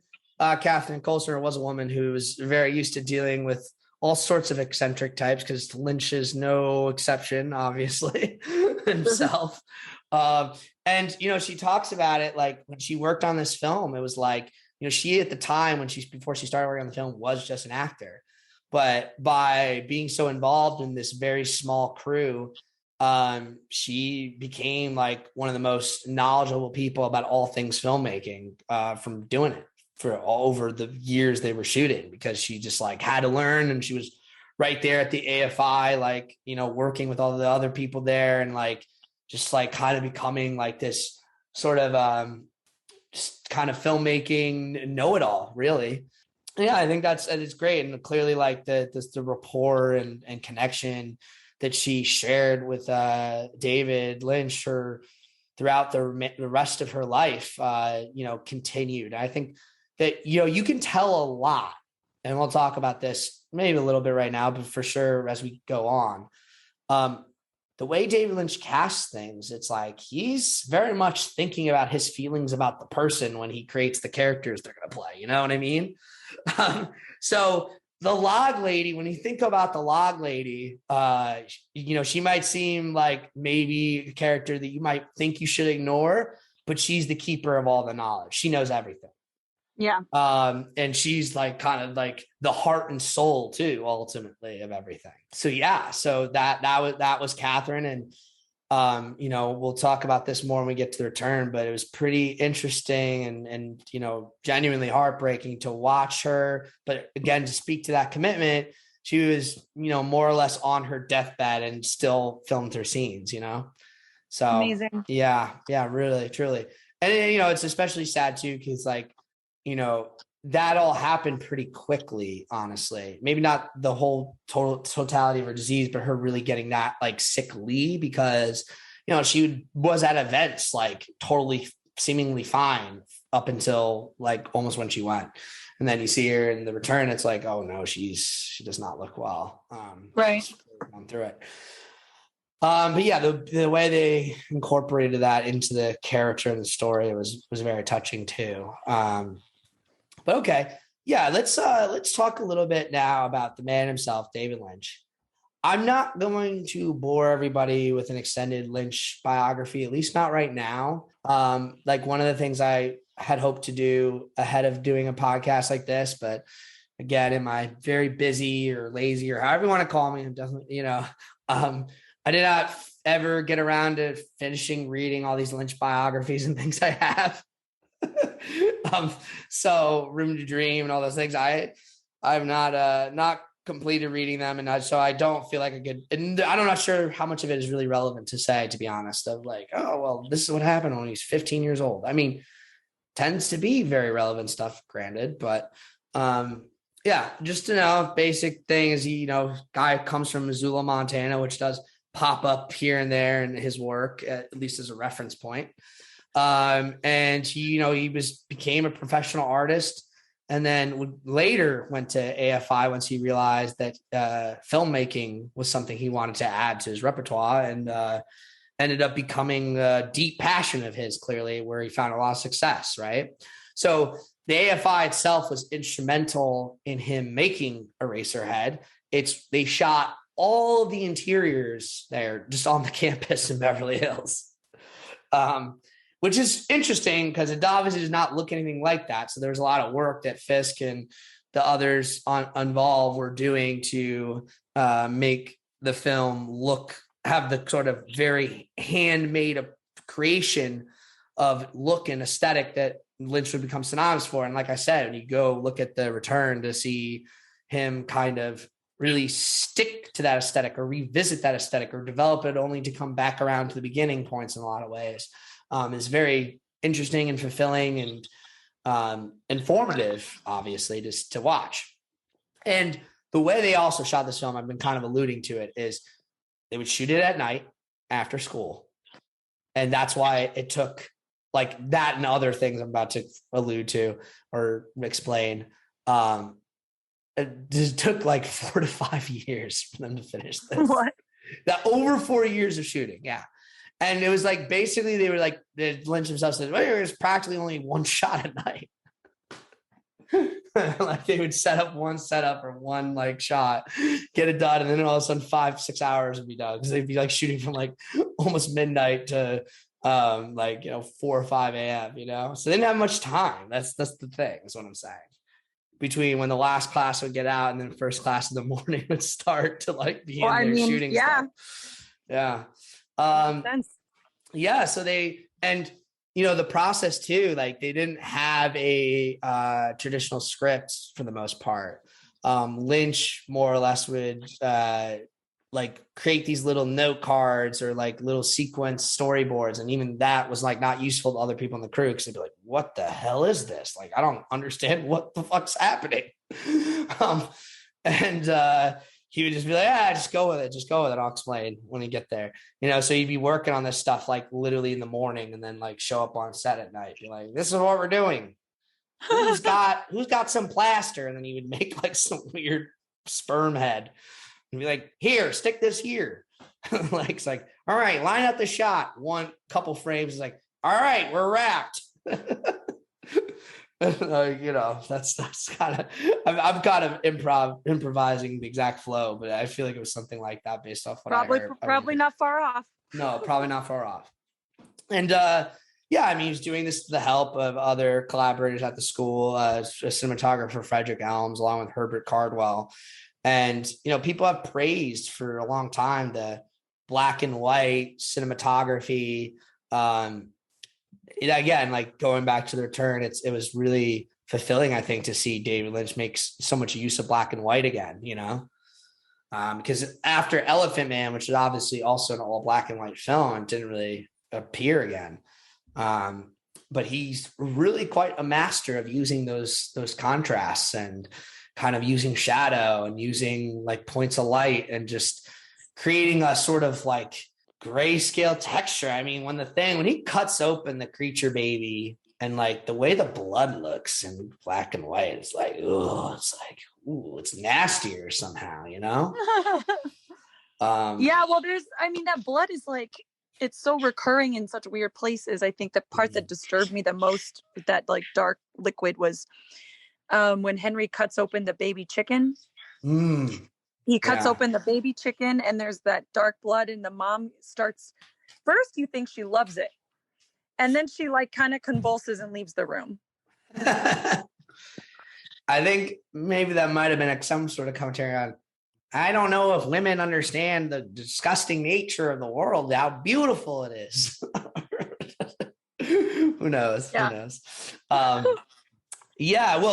Speaking of, so we kind of already have talked about it a bit, but I just want to see if we can get a little bit deeper before we get out of here today, which is like these big ideas that the film is maybe contending with regards to sex and birth and disease and like sickness in the home, sickness in the family, sickness all around you, right? These are things that have come up in other conversations related to other film works and stuff. I kind of feel like one thing that it's interesting with these specific themes is it's almost like the absence of another theme that usually is paired with the same things that I just mentioned, which is death. Do not feel like death really factors in here at all. I don't know what your thoughts are on that. It's like, what if you had all those things without death? Like, and I think that maybe speaks to the whole sort of dream-like nature of things, is that if we all just live in dreams, do we ever really go? We just move from one dream to the next kind of thing. Well, in right? the end of this, you have the question of thinking, does Henry die or does he wake up? Because he touches the lady in the radiator and sees a bright white light, and then he lets go of her and he's back to normal. Then he touches her again and it's another bright white light. And he doesn't say it at that point. But the only thing she ever says is that everything in heaven is fine. So as he's touching her, even though she's not saying it, in my mind, I'm thinking everything in heaven is fine, because that's what she.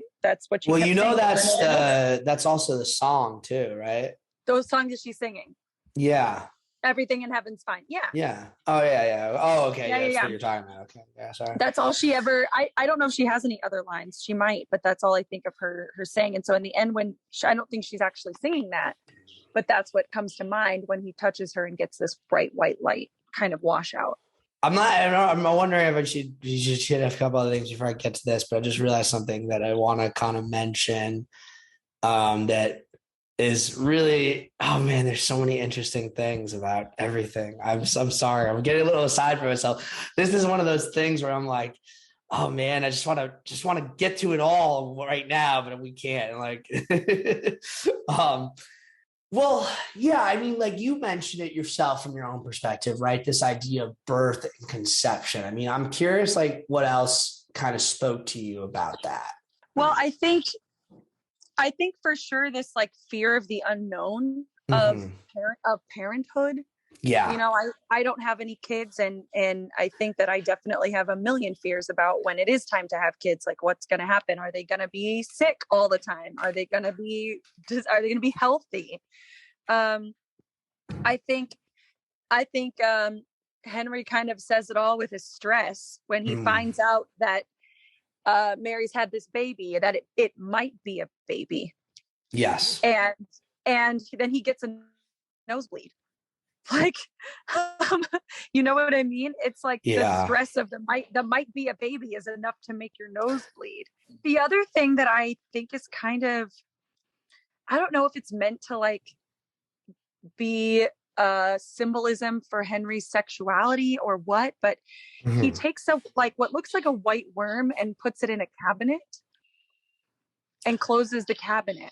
Right? Yeah. But again, anything white worm is clearly sperm, you know? Yeah, but instead of it being successfully hidden away, it appears in the bed, and they're all over in the bed. She's got all these sperms in the bed, and then they're falling from the ceilings from on the Moonface girl in the stage. So I don't know if that's a commentary of like you can't really repress your sexual desires, like they'll come out at some point. Maybe that's what that's saying to me. I'm not sure, but I think a lot of the like falling snake babies and stepping on them, I don't know if that's supposed to be like abortions, like representing like smashing all of the prospects. Well, so I wanted I should say almost I didn't want to talk about this, but now I'm just realizing like, you know, like one of the things about this podcast as an overarching project, it's something that I didn't think would come up too much, at least not in these types of contexts, in the context of Lynchtober.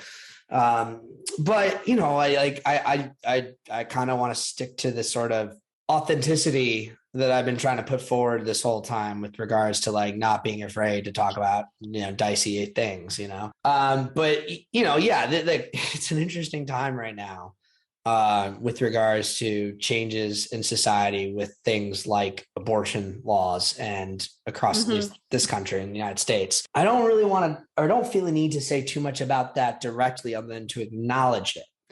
But I think one of the ideas and where a lot of this, because Lynch's films are psychological, right?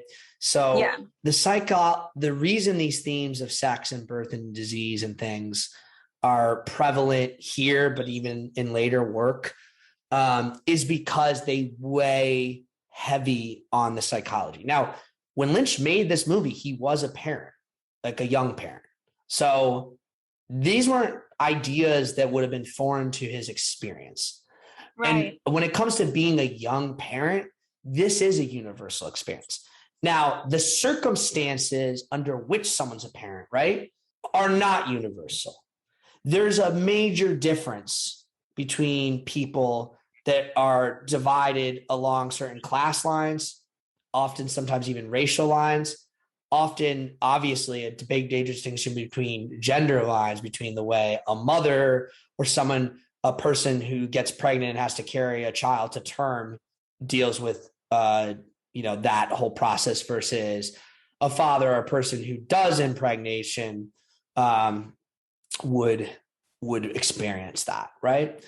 And that isn't to invalidate either experience, mind you, but just to say that there is clearly a distinction, carrying a child and dealing with the aftermath of that. I mean, we know this.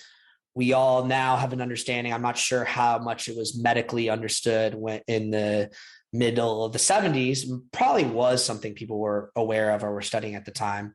But what we would call today postpartum depression, right? Right. Mm-hmm. So, I mean, this movie is very much a postpartum depression sort of work here. Mary can't handle it, and she goes to her parents' house. She goes to her parents and eventually abandons the child overall. And we made allusion to this when I said abandoning a child is infanticide by a different method.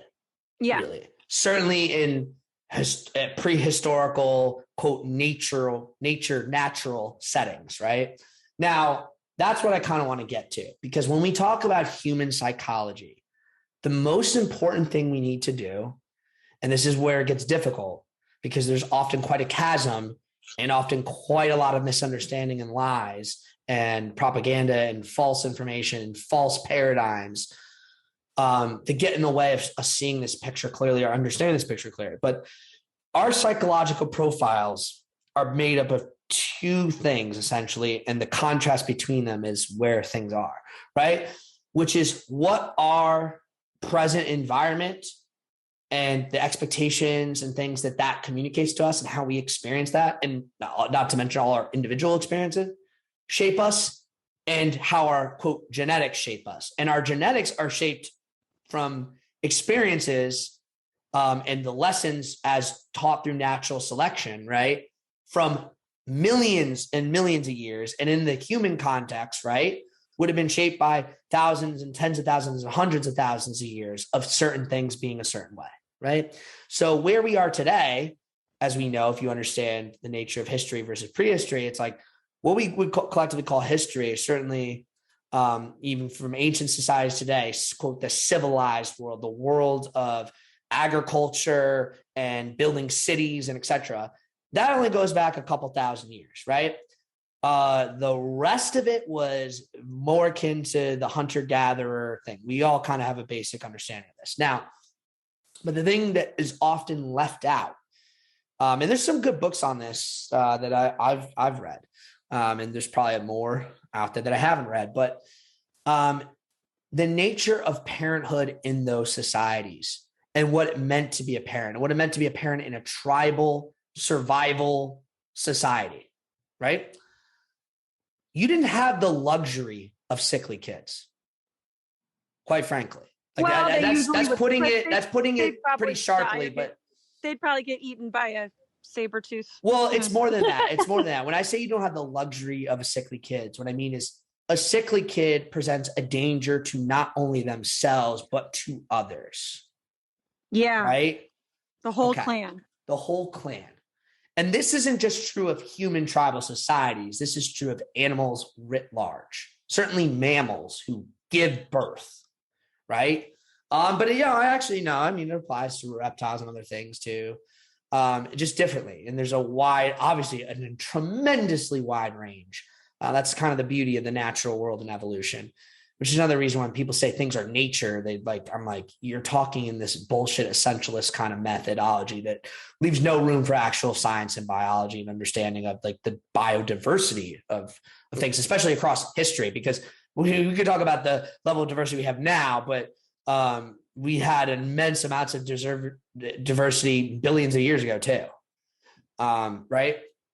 I know you're a science lady, so you know all this. Miss Geology here. Tell me about all the different rock layers where, oh yes, that's how we know about the Precambrian, because we dig up this layer. Okay, I know. but no, for real. So the point is, there is a wide array. I'm not a zoologist. I'm not someone who could tell you everything about every animal or even a few animals, honestly. But I'm pretty aware that there is a range of practices that animals, I'm talking non-human animals, though obviously I'm one of those people that insists that when we say animals, we include humans, right? This separation is nonsense. I'm only speaking to say animals other than humans, right? There's a wide range of behaviors that deal with the risk of children, right? And how one should deal with that risk. Now, I don't point out too many examples of them. And again, what often happens when we make this distinction between human and animal is that people think right for thee, not right for me kind of thing. Like, oh, well, I know, these other unenlightened animals that we will also lock up in pens and torture and slaughter, have a certain idea of what it means to be a good, quote, animal parent, but they ain't mine. All right. And fair enough, in most cases, we should not cohere our behavior to the behavior of wolves or pigs or cows or birds or whatever, obviously, because there are different species, right? But just reflect the fact that there is a range there. Now, let's go back to humans here, right? So what we understand is that, like when I talk about that idea of risk, right? Well, if the point of life, if you could say from a biology point of view, is to reproduce to some extent, right? Well, reproduce, as we all know, requires survival. So what evolution does is it makes you fit to survive so that you can reproduce, right? But that doesn't mean reproduction itself cannot be a counterbalancing risk to survival, which is why even the ways we do reproduction have evolved, right? Being pregnant is a vulnerable state, but it was evolved under the circumstances in which it could be most managed by each individual species based off the rest of their thing. And we're all not perfect. Evolution isn't perfect. There are flaws. This is why evolution continues, right? Hypothetically, to refine those things and improve a gene's ability to survive. Efficient. Right, yeah. More efficient. So one of those things we all know is this is what I'm getting at, because I've been taking a long road to explain a lot of science stuff that sounds like it has nothing to do with Eraserhead, but believe me, it all does. When we talk about what is postpartum depression, right? Or what is infanticide or infanticidal urges? Well, from a psychology, like everything else, is a product of genes too. It is a product of the experiences of genes in their environment. So what I'm getting at is there are reasons parents feel negative towards their children. And the reasons have to do, from an evolutionary point of view, with survival. And that isn't to say that obviously in our modern world, anyone's baby is posing that kind of risk. I mean, we know that it's not. But my point is, from an evolutionary perspective, those genes are still in you, right? So in other words, you are adapted to the concept that you need to basically decipher between children that are worth having and children that are not worth having. Wow. Yeah. Yeah. And then I want to preface this in case I go any further. I am going to go a little further. I am not making any prescriptions morally nor practically towards anybody. Okay. I have no authority to do that. I don't know anyone else's life. I don't know their feelings. I don't know their beliefs or morals. And I don't need to know, because I'm not making any prescriptions towards that. Everyone do you. I understand that a lot of people have had a wide range of experiences with this. Some of them truly awful, some of them relieving. My goal is not to make any claims about that. Certainly not on a movie podcast where ultimately, no, right? But as I've said before, movies and life, right? So if we want to understand Eraserhead, if we want to understand the emotions of these characters, we have to talk about the reality of human psychology, right? So that's what I'm trying to do.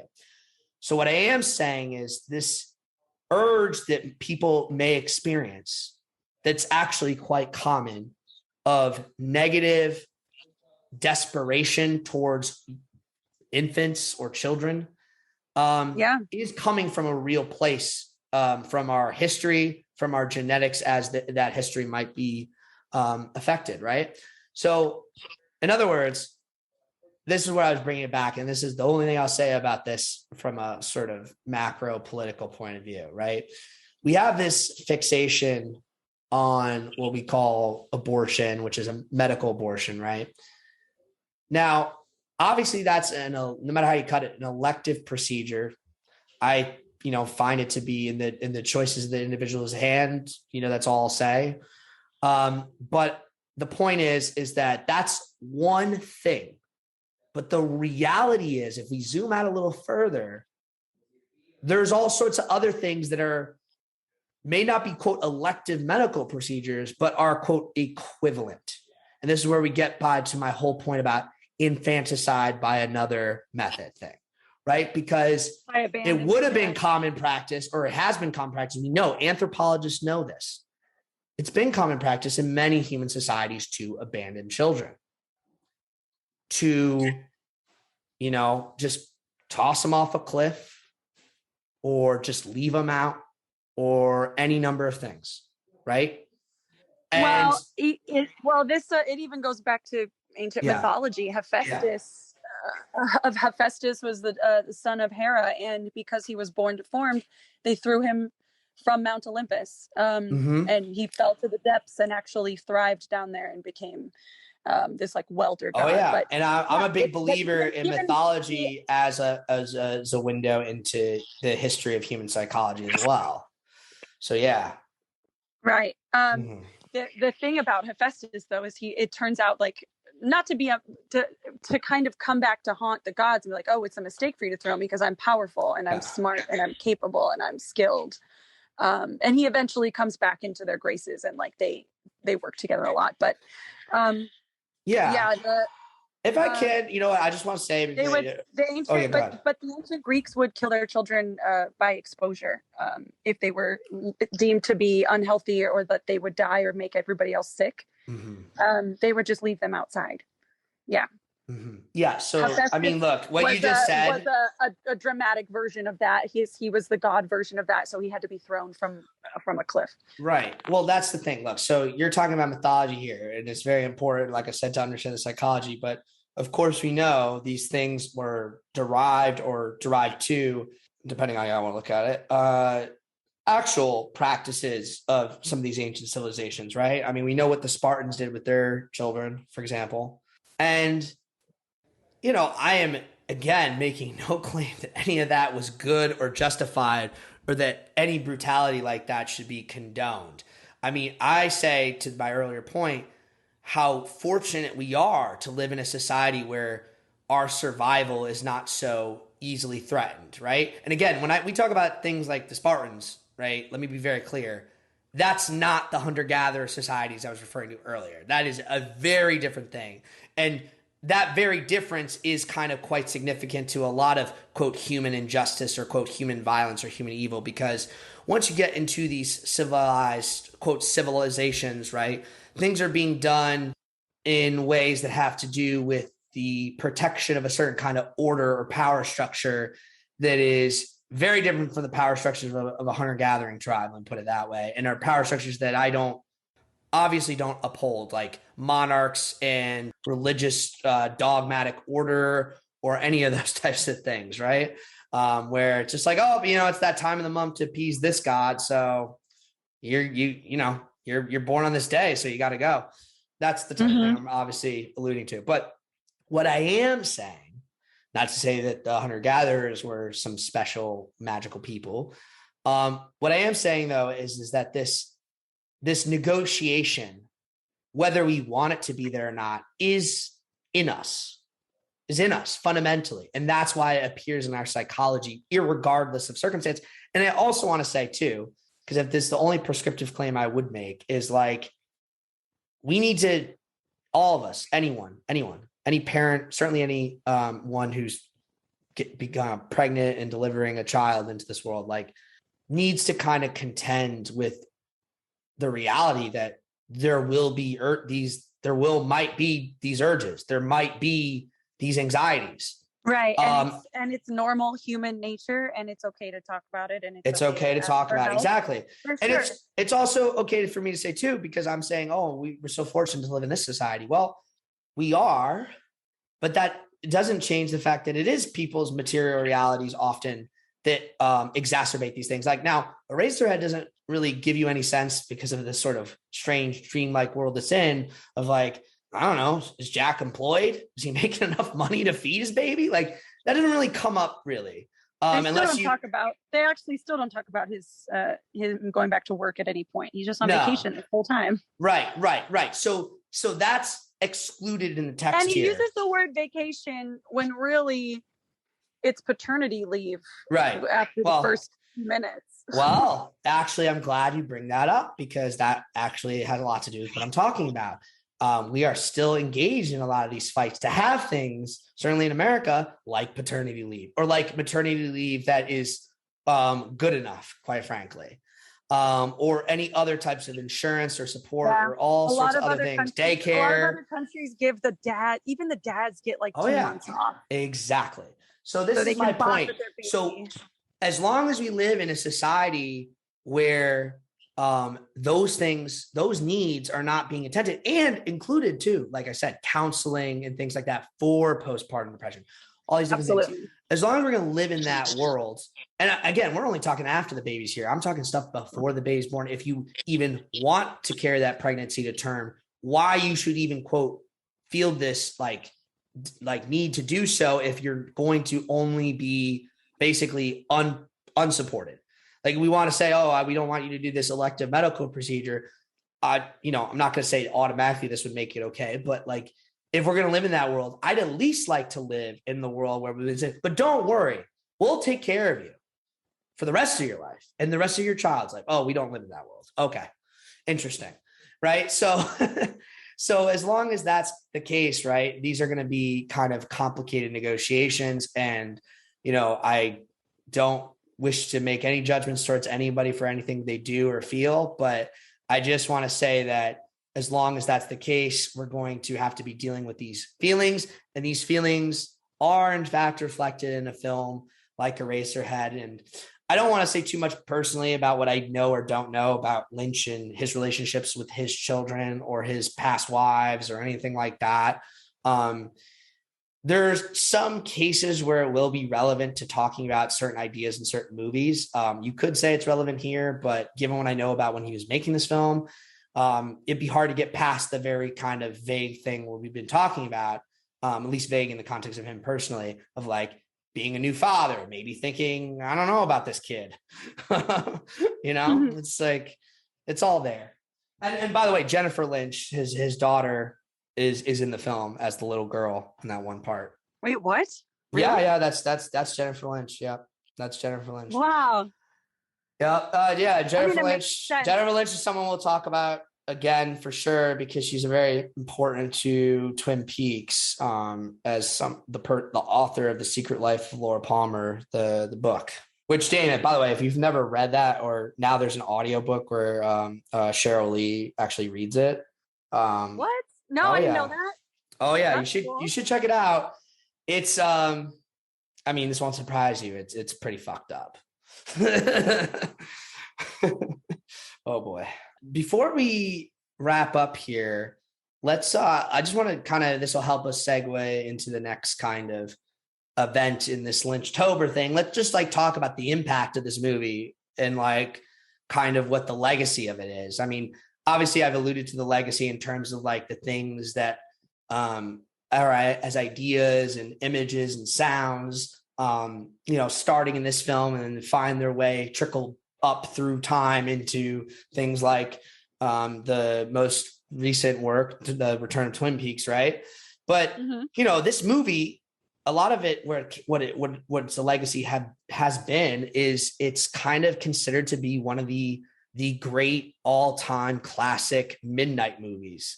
And I'm sure you have some familiar with the concept of midnight movie, or if you don't, I'll tell you about it. But tell me about it. Tell you about it? Okay. Midnight movies are, there's kind of really two types, though they're usually the same set of movies. But oftentimes it's said to refer to like movies that would actually play at special like theaters in like in a city that like would be like, oh, we're going to screen Rocky Horror Picture Show at like midnight, and people are going to come in and like throw popcorn and shit. You obviously know what I'm talking about with that, right? That's fun. Yeah. Have you ever done that? No. Oh my God. I don't Yeah, make yeah. messes in public, Marcus. I'm not throwing popcorn at things. No, but have you seen Rocky Horror Picture Show in a theater at least? No, I've only ever seen it at home. I mean, yeah, I guess it's like very much a New York thing. I mean, they probably do it in LA and places, but like there's theaters in New York where, especially this time of year, there'll be screenings and people will go do it. It's like huge and like the kind of like the New York film and definitely the overlap with like the queer community or like the theater community. Yeah, great stuff. Great stuff. But the other type of midnight movie, and that's what I'm saying, they're kind of overlapping a lot of the same titles, is and kind of where more the term comes from is late night old TV programming, right? Like, oh, it's midnight, who cares? Put on the creepy Ed Wood movies, right? Like that's kind of, it would be like Ed Wood movies, and then Eraserhead, or like other like sort of 50s sci. That's why I figured you would know, like 50s sci-fi stuff. And like the type of stuff that Mystery Science Theater would make fun of now, but like, that kind of thing. But yeah, no, this movie, because I think a lot of people didn't really understand the symbolism, or if they did, they don't care. They're just like, there's some weird, creepy shit and a stupid looking guy with his tall hair, and it's black and white, and it's down and dirty. Let's watch Eraserhead, And it's got a cool title, Eraserhead, They got weird creatures and weird music, and a lady with like big, giant, gorged cheeks, like you know what I mean? It's in like, who, by the way, her aesthetic is very 50s, so which fits in with Lynch, but is also like very fitting of like, again, those old 50s sci-fi and horror films that would have been considered midnight movies, right? I mean, yeah. I don't know. Do you have not to put you on the spot, but do you have like any favorite titles from like that period that you really, really like? And like kind of like from the weirder 60s? the better. Yeah, or like the 50s more, but like, yeah, sure. Any of those black and white movies, basically. I mean, watching like holiday movies. No, I mean like horror sci-fi. Was the Thing in the 50s? What? The Thing? That's a 50s Oh, movie, The Thing. Yes. The original version of the thing. Yeah. We talked about that when we talked about the Carpenter thing, which I haven't released that episode yet, but it'll come one day. I'm trying to think of other like creepy movies. I can think of like fun 50s movies that I like Sabrina. No, I mean like creepy monster movies. Creature from the Black Lagoon. Yes. Creature I love that. I love that movie. That's super fun. Yeah. I think was there like a Dracula that came out in the 50s? Oh yeah, no, like there's original? a few. The Christopher Lee Draculas probably would have been during that period, or some of them. Yeah. But I think probably, well, it's because it's a sci-fi, but like my favorite 50s movie, like sci-fi wise, just because the robot was so interesting and like fun. Have you ever seen Forbidden Planet? No, but I've always wanted to, and that's the type of title I was hoping you might. Yeah, mention. it's like I mean, it's like your run of the mill sci-fi. Like they send this space crew to go save another crew that needs rescuing, and it's just super fun. And it's not black and white, but it's definitely one of my favorite 50s movies. But The Thing is probably my favorite, like scary 50s movie. That one and Creature from the Black Lagoon. Okay. Yeah, no, I got to see more of these types of movies. But like the point is that Eraserhead was kind of just considered to be one of them. And one big fan Eraserhead had, because we're not going to cover this movie in our Lynchtober, but by the way, I should have said this. We're going to do Lynchtober maybe every year. So next year we'll cover all the movies we didn't cover. There's so many more. Yeah. So one of them would be Lynch's follow-up feature, which was The Elephant Man. And The Elephant Man came out of the fact that Mel Brooks saw Eraserhead and was like, this crazy kid, David Lynch. Oh my God, I got to get him to direct The Elephant Man. It'll be perfect. Wait. Was that, who plays the Elephant Man? Did he get, who was it? Jack Anthony Nance Hopkins. Somebody? Anthony Hopkins. It was somebody big. Oh, no, sorry. Anthony Hopkins played, no. John Hurt plays the actual Elephant Man himself. Sorry. Oh, okay. Stupid. Okay. Yeah, no, that made me sound like an idiot. No. John Hurt plays the elephant. Yeah. But yeah, Anthony Hopkins is his co-star. But anyway, we'll talk about the Elephant Man next year. But obviously, like it's easy to see with the black and white, etc.